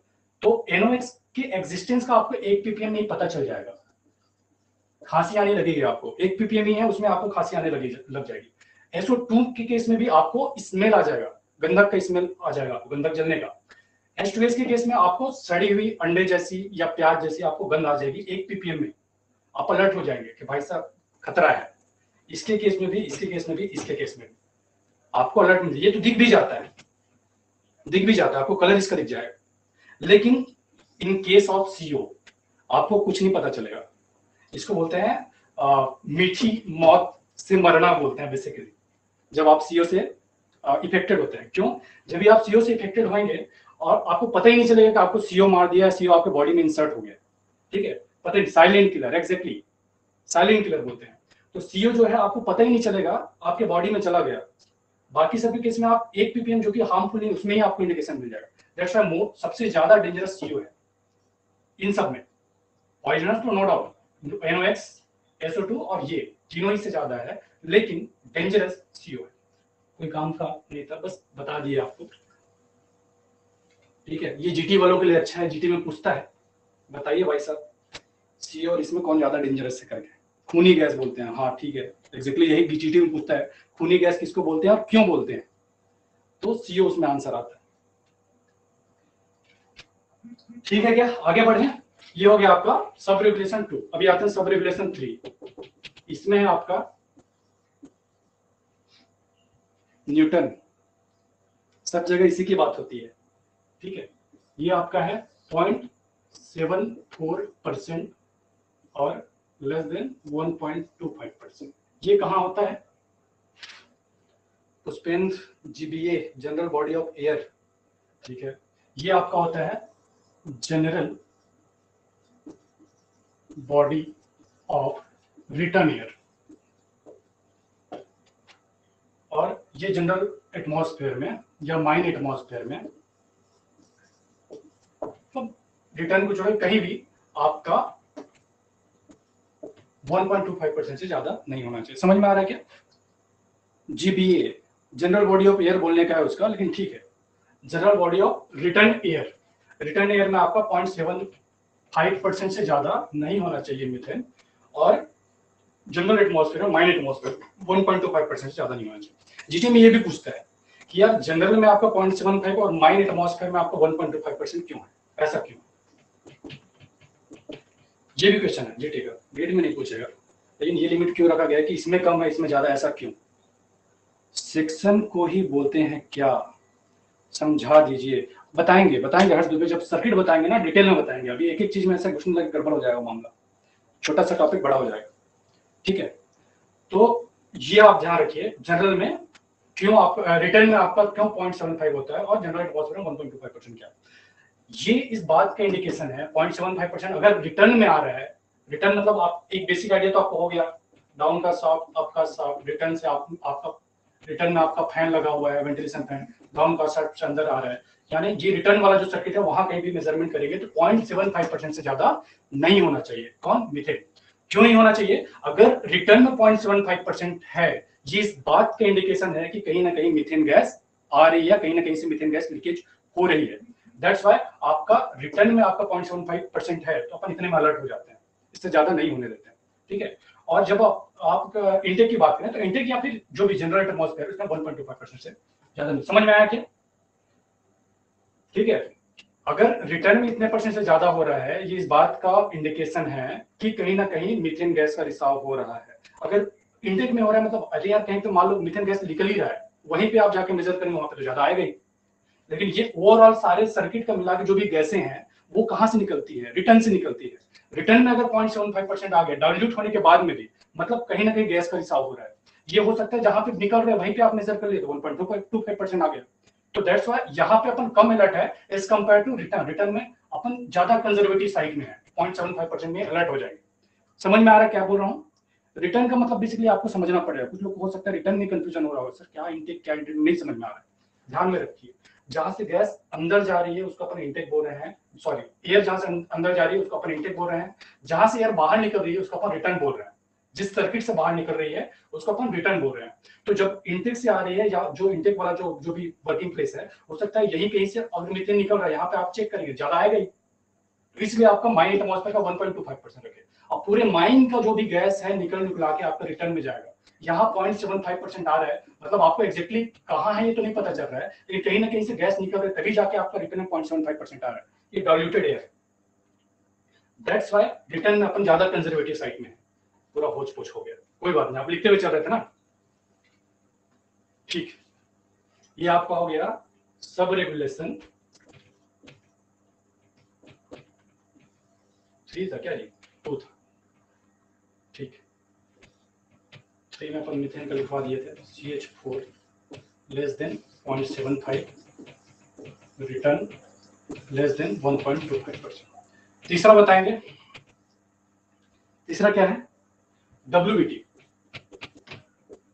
WBT less than 33.5 degree Celsius. जहां कहीं भी 30.5 डिग्री सेल्सियस से ज्यादा हुआ, if greater than 30.5 degree, then air velocity should be, नहीं लिख रहा हो कोई बात नहीं, मैं बोल के बता दूंगा, should be greater than 1 metre per second. यहां तक क्लियर था? WBT देख लो। Wet bulb temperature, WBT wet bulb temperature 33.5 degree Celsius से ज्यादा नहीं होना चाहिए। जहां कहीं भी, ठीक है, जहां कहीं भी wait bulb temperature 30.5 degree Celsius से ज्यादा होता है, 30.5 डिग्री सेल्सियस से ज्यादा होता है, वहां air velocity 1 metre per second से कम नहीं होना चाहिए। एयर वेलोसिटी इंक्रीज, हाँ ग्रेटर देन, इंक्रीज नहीं कुछ एग्जैक्टली ग्रेटर देन, या should not be less then, ठीक है। WBT कितना नंबर रूल है सचिन? ये आपका रेगुलेशन 2 के अंदर में सब रेगुलेशन 1 2 3 4, सब रेगुलेशन 4 है, ठीक है। मेरे ख्याल से यहाँ पे स्टैंडर्ड ऑफ वेंटिलेशन का जो भी बताना था मुझे, बाकी आपका रेगुलेशन, इसी में एक और पॉइंट है कि सैंपलिंग आपको कितने टाइम में करना चाहिए, ये 5th पॉइंट है। और 3rd पॉइंट में आपका जो भी माइन का वेंटिलेशन है आप मेन मैकेनिकल वेंटिलेटर से करेंगे। जानने का काम इतना था। स्टेटमेंट रिपीट कर दीजिए। कौन है भाई? हर्ष दुबे। हर्ष दुबे, WBT जो है 33.5 डिग्री सेल्सियस से कम होना चाहिए। जहां कहीं भी WBT 30.5 डिग्री सेल्सियस से ज्यादा होता है, वहां पे air velocity should not be less than 1 metre cube per second, ठीक है। If greater than 30.5 degree Celsius, then air velocity should not be less than 1 metre per second, ठीक है हर्ष? Got it? अब इसको न्यूमेरिकल देख लेते हैं। किसी का बाकी होगा फटाफट लिख लो भाई, मेरे चेंज करते तक। वॉइस विजन दोनों प्रॉब्लम हो रहा है प्रभात शर्मा, ठीक है भाई, देखते हैं वर्क करते हैं प्रभात इस पर यार। हो स्टैंडर्ड ऑफ वेंटिलेशन,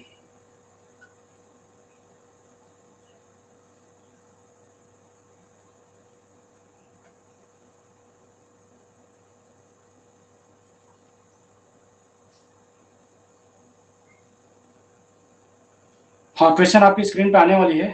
लीव होके ज्वाइन हो जाओ, सही हो जाएगा। थैंक यू अर्शिवम, मेरे भी हाथ में काम करने के लिए यार। ठीक है, तो क्वेश्चन फटाफट सॉल्व करेंगे।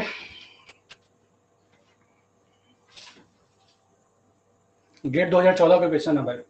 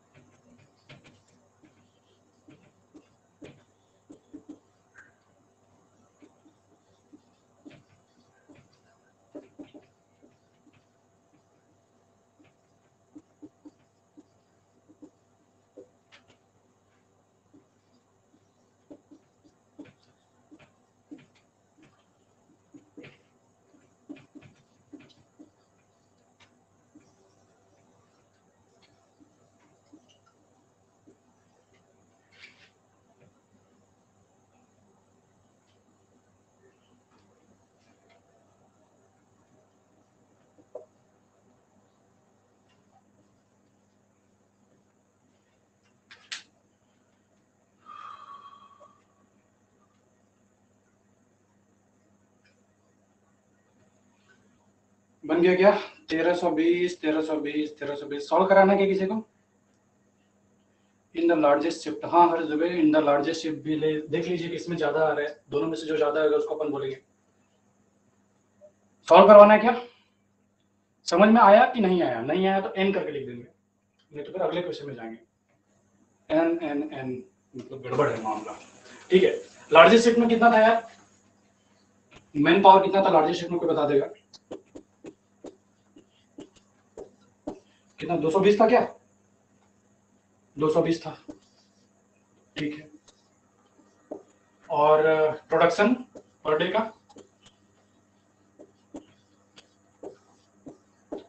520। तो इसके अकॉर्डिंग अगर निकाले केस फर्स्ट, इसके अकॉर्डिंग अगर क्वांटिटी निकाले तो कितना आ जाएगा? मैन पावर के हिसाब से 6 metre cube, 220 multiplied by 6 is equal to, solve कर लेंगे यार, ठीक है। और इसके हिसाब से निकालेंगे तो आपको कितना आ जाएगा? 520 मल्टीप्लाइड बाय 2.5, ठीक है। तो फर्स्ट वाले केस में मैन पावर के हिसाब से कितना आ रहा है, बता रहा है कोई? भाई सॉल्व ही करवा लो यार, मेरे से सॉल्व करवा लो भाई।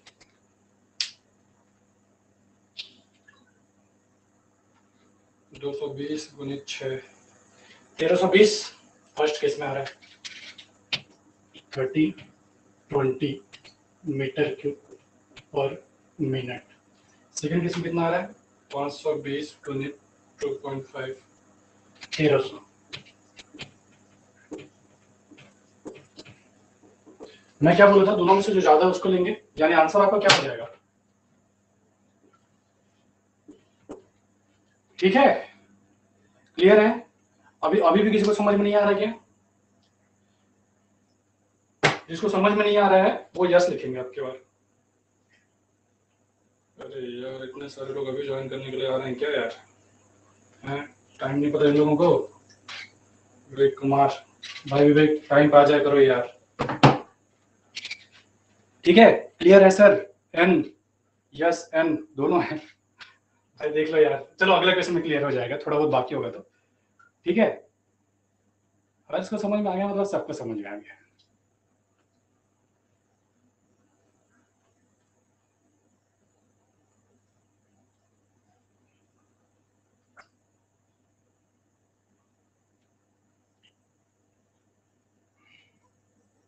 हाँ नेक्स्ट क्वेश्चन देखिए, बनाइए बनाइए बनाइए, नेक्स्ट क्वेश्चन बनाइए। ये कौन सी ईयर का है आपका क्वेश्चन? ये है आपका गेट 2018 का। गेट 2018 का 2 मार्क्स का क्वेश्चन था भाई, बताओ क्यों बोलता हूँ मैं वेंटिलेशन आसान है। 2 मार्क्स क्वेश्चन बनना चाहिए आपसे। जो एन बोल रहा था वो भी ट्राई करें, जो यस बोल रहा था वो भी ट्राई करें, आंसर सबका आना चाहिए। देखो कोई समझ में नहीं आ रहा, कोई घबराने की बात नहीं है, अल्टीमेट हमारा एम है समझ में आ जाए। अब किसी को हो सकता है पहले क्वेश्चन में आ सकता है, किसी को हो सकता है दूसरे क्वेश्चन में आ सकता है, किसी को हो सकता है तीसरे क्वेश्चन में आए, किसी को हो सकता है तीनों ही क्वेश्चन में आया, वो दोबारा जाके वीडियो देख लें। अल्टीमेटली फिर सारे के सारे एक लेवल में आ ही जाएंगे। ठीक है, केस फर्स्ट।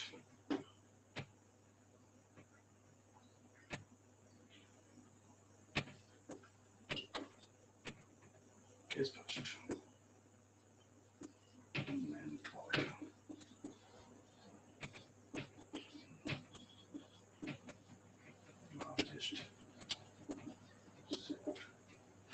कितना है भाई?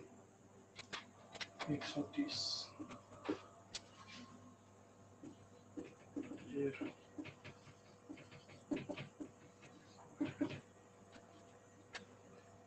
130 multiplied by 6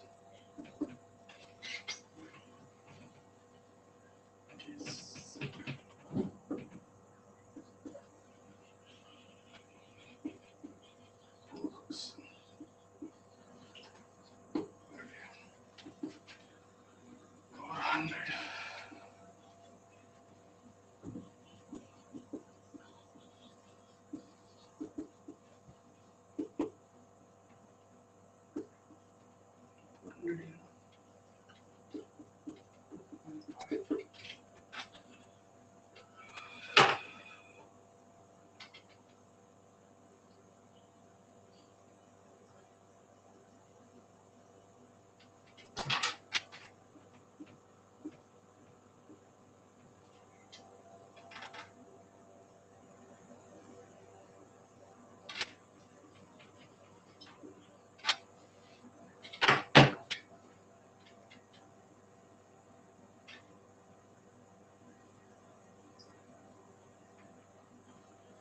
$780 in case of person, 1000 in case of पोल।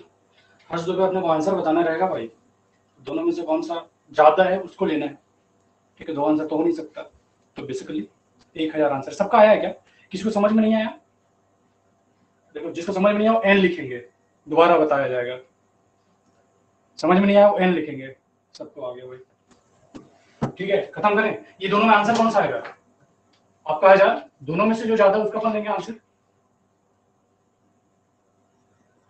अंकित कुमार हरदुबे, चलो ठीक है, मेरे ख्याल सबको समझ में आ गया होगा। एक और क्वेश्चन देख लेते हैं। अभी आते हैं बेसिकली जो सर्किट की बात कर रहा था मैं एक डायग्राम शो कैसे करूँ यार, बनाना पड़ेगा। ठीक,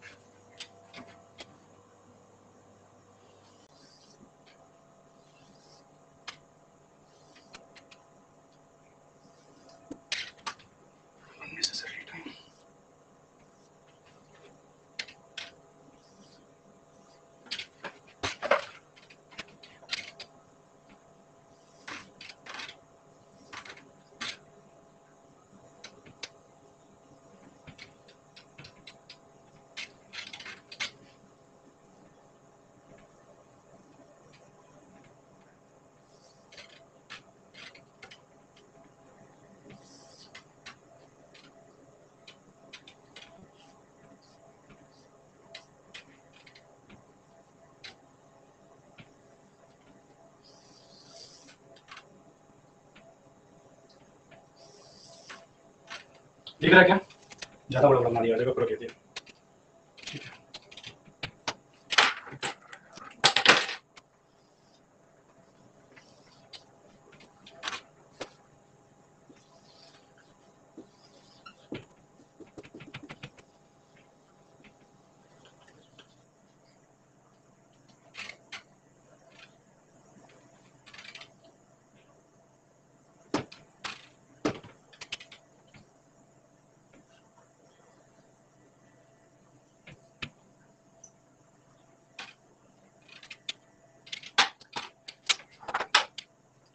कितना हो गया क्या? ये आपका सब टॉम का सब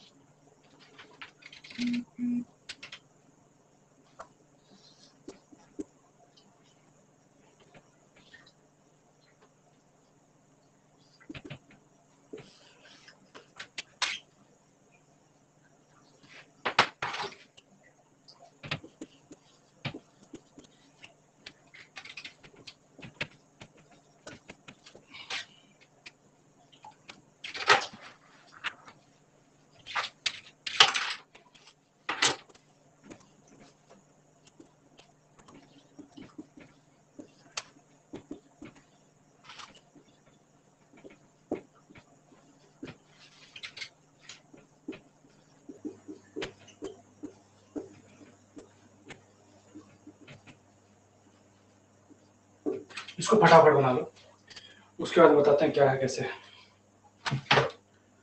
ग्रीन वाला नहीं दिख रहा है sir, best of luck from bro AK, समझा नहीं मैं, ठीक है। ग्रीन वाला विजिबल नहीं है, देखो ये स्प्लिट बी लिखा है डिसेंशनल, हटा दूं क्या? पक्का विजिबल नहीं है? अरे यार काम पहले करना पड़ जा रहा है, ऐसा कैसे काम चलेगा? स्प्लिट ए डिसेंशनल,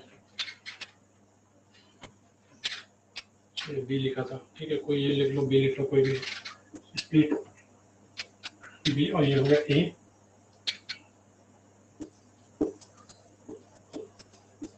रेड दिखता है क्या?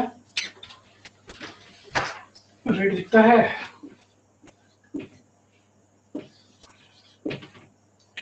ठीक है।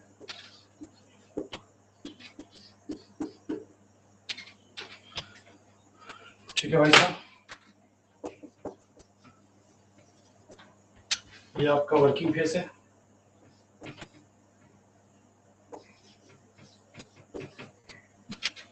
ये आपका वर्किंग फेस है।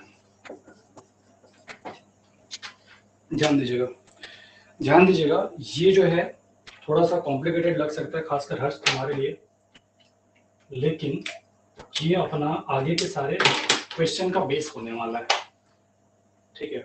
आगे स्प्लिट वाले क्वेश्चन आएंगे, एयर क्रॉसिंग, सॉरी आपका बूस्टर फैन वाले क्वेश्चन आएंगे, रेगुलेटर वाले क्वेश्चन आएंगे, उन सबका एग्जैक्टली एयर फ्लो कैसे करता है, कहाँ पे क्या हो रहा है, उसका एक हल्का आइडिया आपको यहाँ से मिल जाएगा, ठीक है। तो ध्यान दीजिए, रेड से लिख दीजिए, हाँ सर, वाई सर, ठीक है। अच्छा आप बताइए, ये बना लिए क्या? सबने बना लिया?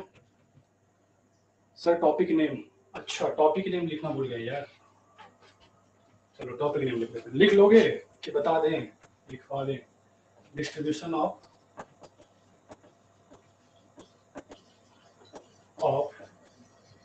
Air and it's control. Mind के अंदर में एयर कैसे डिस्ट्रीब्यूट होता है और उसको कंट्रोल कैसे करते हैं। मैंने पहले ही बताया था, लास्ट वेंटिलेशन कनेक्शन पे हम लोग एयर उतना पहुंचाते हैं जितना अपन माइंड में जा रहे हैं उसका 30% 60% ही पहुंचता है, ठीक है। तो कितना पहुंचाते हैं, जो रेगुलेशन 2 के सब रेगुलेशन 1 में जो दिया था उतना पहुंचाते हैं, ठीक है। और वो बेसिकली उतना रहता है कि जितना वो आता है उसका 1.5 गुना लगभग हमको पहुंचाना पड़ जाता है लास्ट वेंटिलेशन में। अभी लास्ट वेंटिलेशन क्या कनेक्शन क्या होता है एग्जैक्टली कहाँ पे अपन बता देते हैं। एक बेसिकली एक माइंड का एक रफ ड्रॉ है, और भी अलग अलग सर्किट बन सकते हैं, लेकिन यहाँ पे मैं इसको बेसिकली लिया हूँ, आपका डीजे देशमुख ने इसको दिया है, सारा चीज में बताते बन जाएगा। मैंने बोला था एक एसेंशियल वेंटिलेशन टर्म आया था, ठीक है। तो एसेंशियल वेंटिलेशन बता देते हैं, जब भी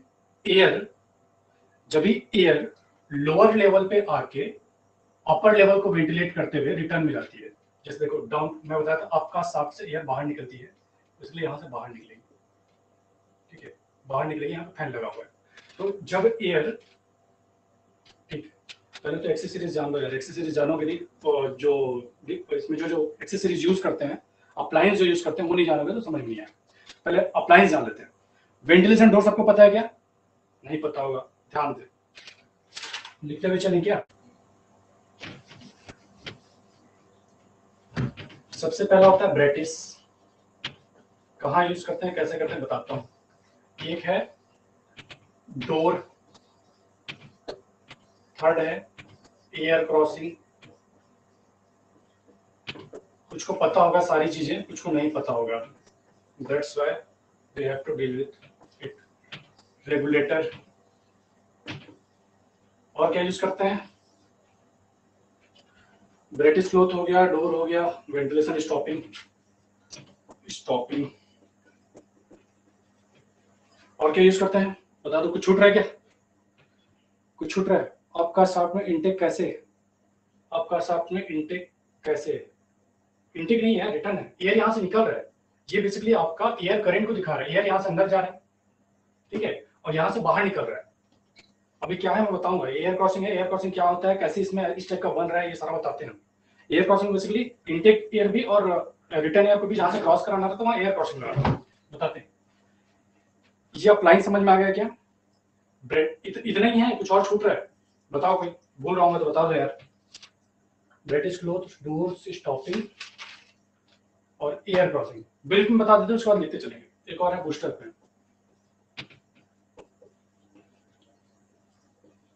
ठीक है, उसके बाद है ऑक्सिलरी फैन,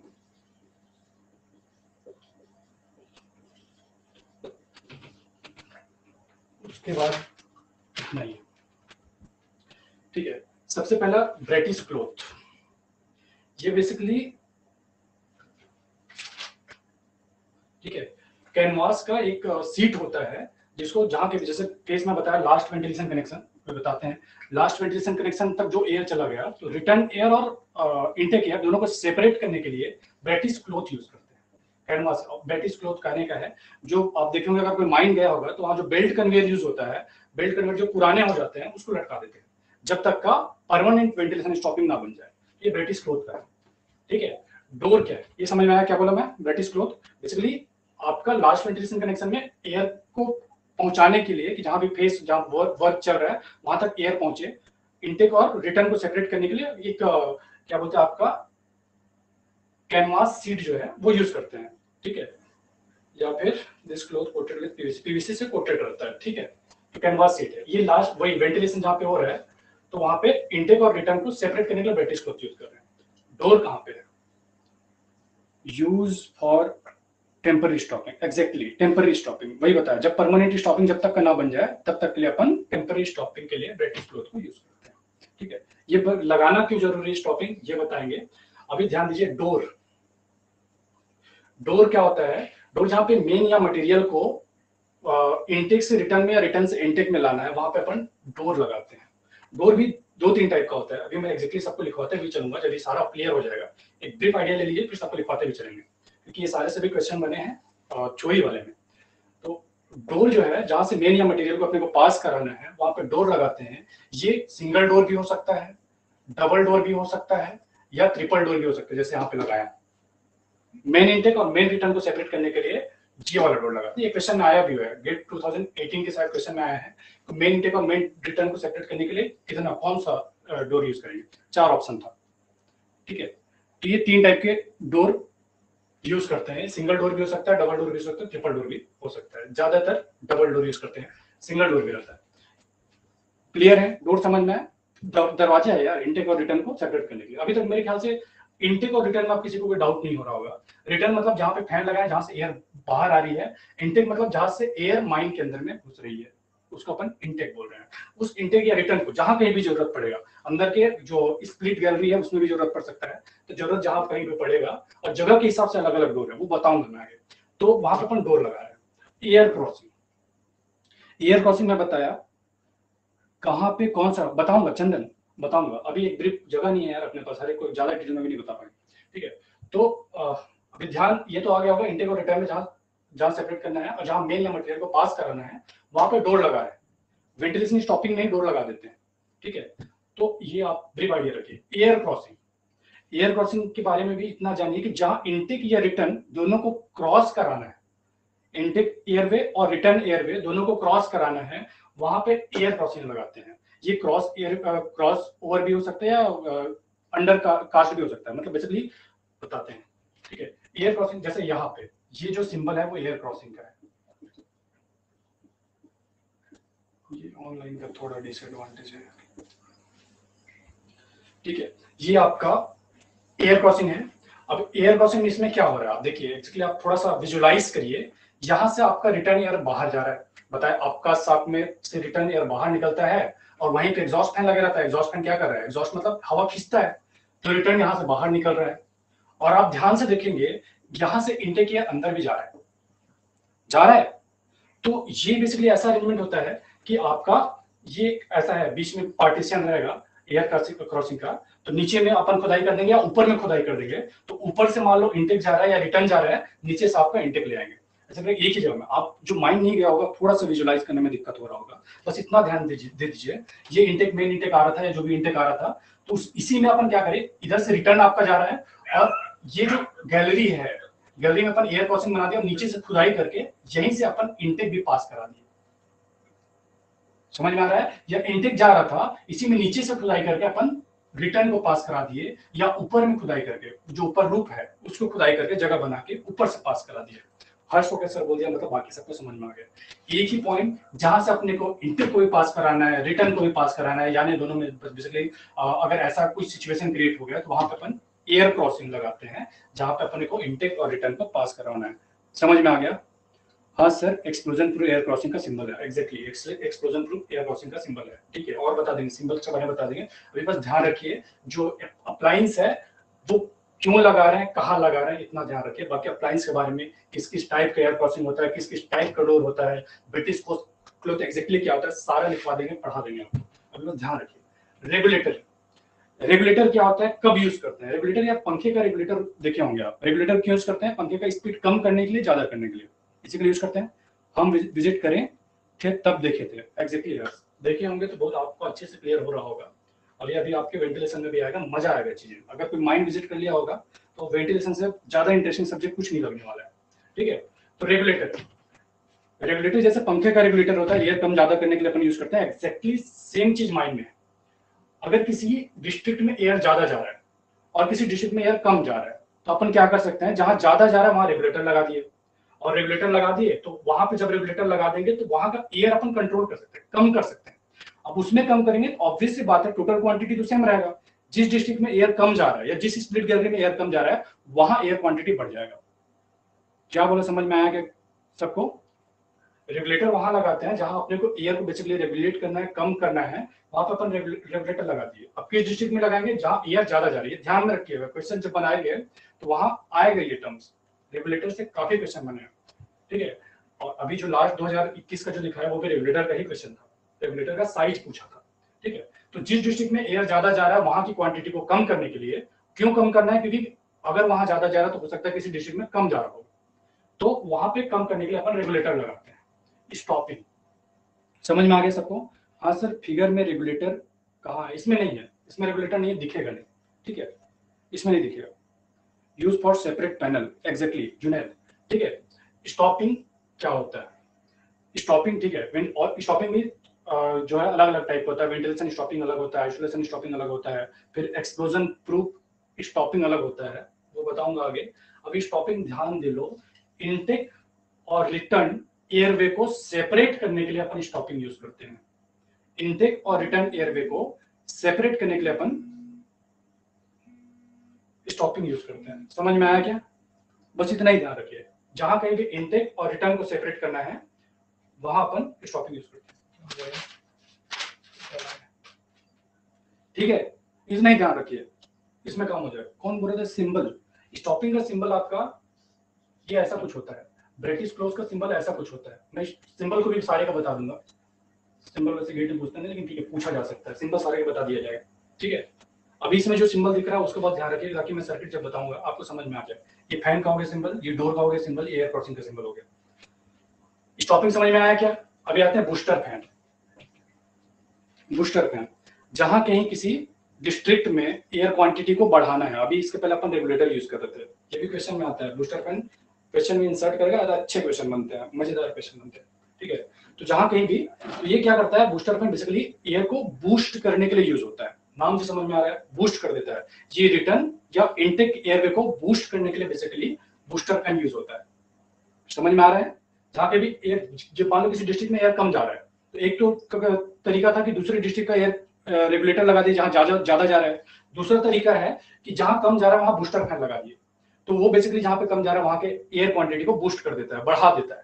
ठीक, इसके भी है कि इसका भी रेगुलेशन के अंदर है कितना एग्जैक्टली एयर जो है जहां जा रहा है उसको 1/2 एयर से ज्यादा नहीं लेना चाहिए। स्मॉल हेडिंग, ठीक है जुनैद सही बोल रहे हो, स्मॉल हेडिंग जहां एयर नहीं पहुंच पाता है वहां पे अपन बूस्टर फैन लगाते हैं। अब आते हैं ऑक्सिलरी फैन, ये समझ में आया क्या? जहां एयर कम जा रहा है वहां पे एयर की क्वांटिटी को बढ़ाने के लिए ये क्या बोलते हैं, एग्जॉस्टिंग टाइप का भी हो सकता है और फोर्सिंग टाइप का भी हो सकता है, दोनों हो सकता है।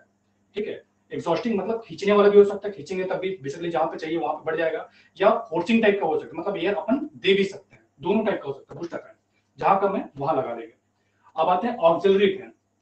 मैं बताया था ब्रेटिश क्लोथ, इसको क्या बोला था, फेस तक जब एयर नहीं पहुंच पाता है तुरंत अपन वेंटिलेशन स्टॉपिंग नहीं बना पाएंगे, तो उस कंडीशन में टेम्पररी स्टॉपिंग के लिए ब्रेटिश क्लोथ यूज किए थे।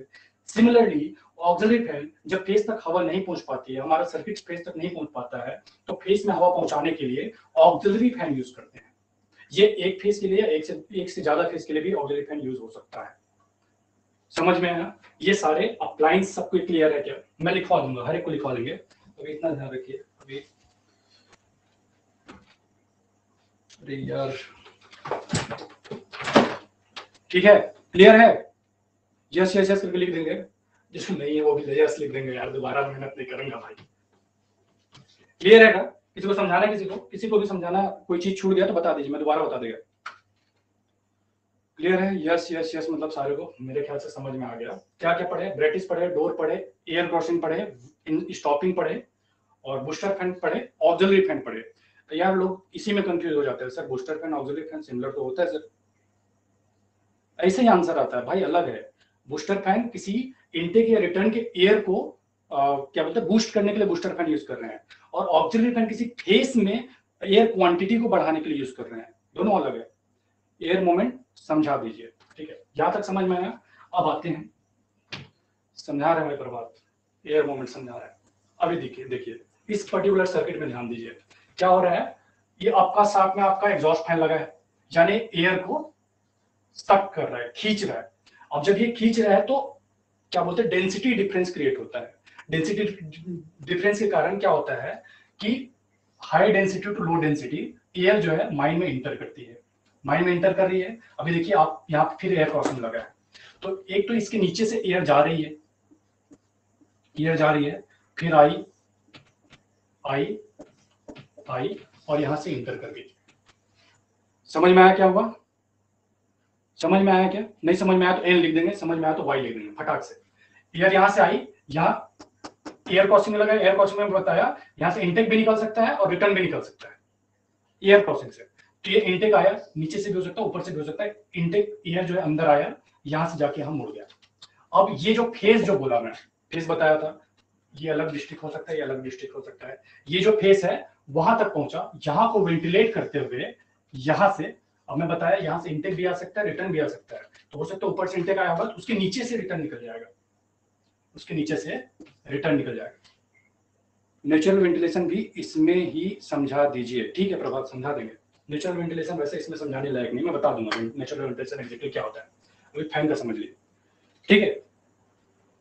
अगर इसको मैं हटा दूं तो इसको हटा दीजिए बस, सेम सर्किट उसका भी बनेगा नेचुरल वेंटिलेशन, अगर इसमें समझना चाह रहे हैं कोई दिक्कत नहीं है। समझने का चीज इंटरनल जो अप्लायंस है वो समझने का है, एग्जैक्टली इसका क्या रोल है, ठीक है। और नेचुरल वेंटिलेशन की जगह में अपन ये लगाते क्यों है, क्योंकि यार नेचुरल वेंटिलेशन जो है ना डायनेमिक है, वो विंटर में अलग समर में अलग बिहेव करता है, तो नेचुरल वेंटिलेशन पर अपन डिपेंडेंट नहीं रह सकते, इसलिए अपन मैकेनिकल वेंटिलेशन लगाते हैं, ठीक है। वो अगर शैडो डेप्थ है तो ठीक है, नेचुरल वेंटिलेशन से काम चला लेंगे, अदरवाइज मैं मैकेनिकल वेंटिलेटर ही काम करता है। नेचुरल वेंटिलेशन पढ़ाऊंगा, अगला टॉपिक वही है, अभी डिस्ट्रीब्यूशन ऑफ एयर जान लेते हैं। ये आप समझ गए, नेचुरल वेंटिलेशन में कोई ज्यादा दिक्कत नहीं होगी। ये समझ में आया क्या? डाउन का हिसाब से एयर अंदर गया, आया, यहाँ एयर क्रॉसिंग से मैं बताया, यहाँ से इनटेक भी निकल सकता है, रिटर्न भी निकल सकता है, तो अंदर आ गया, यहाँ से जाके मुड़ गया, और फिर ये आ करके यहीं से, अब जब इनटेक आया था वैसे ही रिटर्न भी आ सकता है। ये आपका बेसिकली रिटर्न हुआ, रिटर्न ही हुआ ना, ठीक है, रिटर्न। गड़बड़ है क्या कुछ? यहाँ से तो नहीं आता यार, बनाया गड़बड़।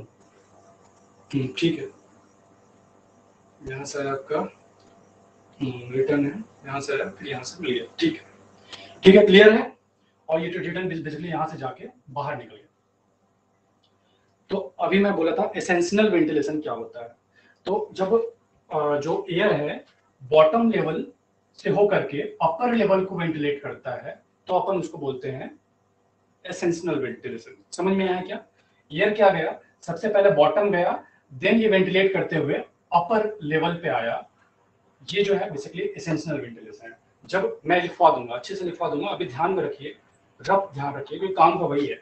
जब एयर बॉटम लेवल से अपर लेवल को वेंटिलेट करता है, बॉटम लेवल से इंटर करके upper level, sorry, bottom level से अपर लेवल को वेंटिलेट करता है, तो अपन उसको बोलते हैं एसेंशियल वेंटिलेशन। समझ में आया क्या सबको? वॉइल लिखेंगे फटाफट, एसेंशियल, मैं बोला था बाद में बताऊंगा, उसमें आया था एसेंशियल का केस, ठीक है। तो जब बॉटम लेवल को वेंटिलेट करते हो, जब अपर लेवल को वेंटिलेट करता है, मतलब बेसिकली बॉटम लेवल तक गया एयर, देन वेंटिलेट करते हुए ऊपर आया। अभी दोनों के एसेंशियल और डिसेंशियल में मतलब दोनों की क्या क्या क्या यूज है, किस कंडीशन में कौन ज्यादा अच्छा है, वो सारा बताऊंगा। अभी बस इतना ध्यान रखिए, जब नीचे आया, नीचे से जब ऊपर आते हुए वेंटिलेट कर दिया, वो हो गया आपका एसेंशियल वेंटिलेशन। लेकिन जब एयर, अभी इसको समझिए, आपका ये इनटेक था, क्लियर है, और इनटेक था यहां से भी, ये सॉरी गलत बन गया है, ठीक है। कुछ एयर तो इधर आया, कुछ एयर इधर भी गया होगा। जिसकी मैं बात कर रहा था, एयर जो है 2 डिस्ट्रिक्ट में जाना रहता है, यहाँ पे मान लो एयर कम आ रहा था, यहाँ बूस्टर फैन लगा दिए, यहाँ बूस्टर फैन लगा दिया, ऐसा कुछ, ठीक है। तो इधर भी एयर जाएगा, स्प्लिटिंग यहाँ से हुआ, एयर का स्प्लिटिंग पढ़ाऊंगा। तो ये बेसिकली ऐसा स्प्लिटिंग होता है, एक तो इधर आया कुछ एयर इधर आया, ये जो एयर इधर आया, फिर यहाँ पे एयर क्रॉसिंग है। एयर क्रॉसिंग में बताया था कि एयर क्रॉसिंग से इनटेक भी जा सकता है, रिटर्न भी जा सकता है। जब आप यहाँ देखेंगे, इनटेक तो यहाँ से इंटर कर गया, अब रिटर्न कैसे आएगा? इंटेक यहाँ से इंटर कर गया, और ये आपका फेस है,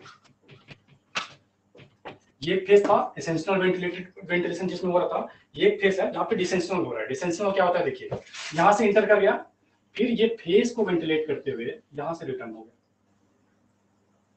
रिटर्न कहाँ होगा कि यहाँ जाते हुए, कहाँ से शॉर्ट दिक्कत हो रहा है, हाँ ठीक है, ये ऐसे गया, सर्वर कहाँ हो रहा है, ये इंटेक था, कहीं तो चाहिए था, यहाँ पे एक और रेगुलेटर रहता है क्या?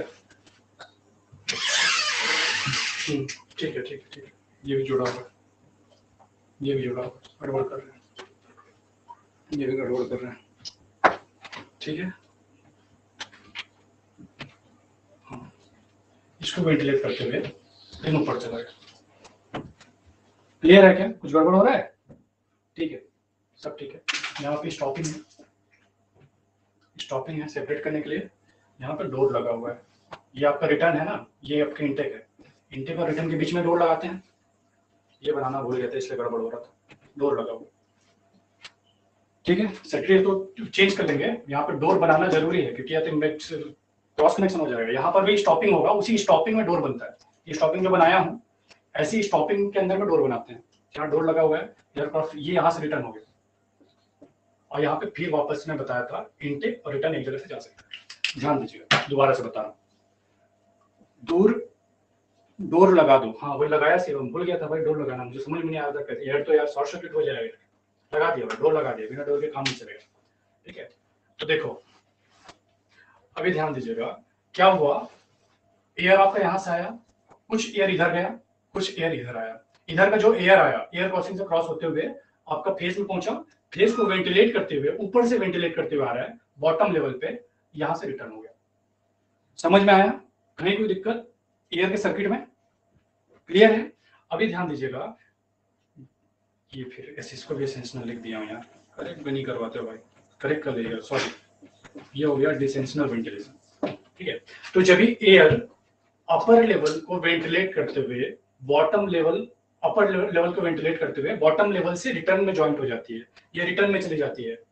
अपर लेवल को वेंटिलेट करते, किसी भी फेस के अपर लेवल को वेंटिलेट करते हुए बॉटम लेवल से रिटर्न में जा मिलती है, तो अपन उसको बोलते हैं डिसेंशनल वेंटिलेशन, उसको अपन बोलते हैं डिसेंशनल वेंटिलेशन।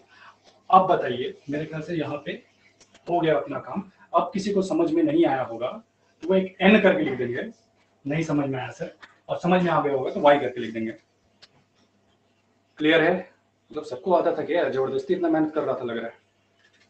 सब ठीक है, फिर कल मिलते हैं। थैंक यू सर, 2 घंटा हो गया। ठीक है आज दुबे, चलते हैं फिर। That's all for today, thanks for watching, कल मिलते हैं। Thank you so much.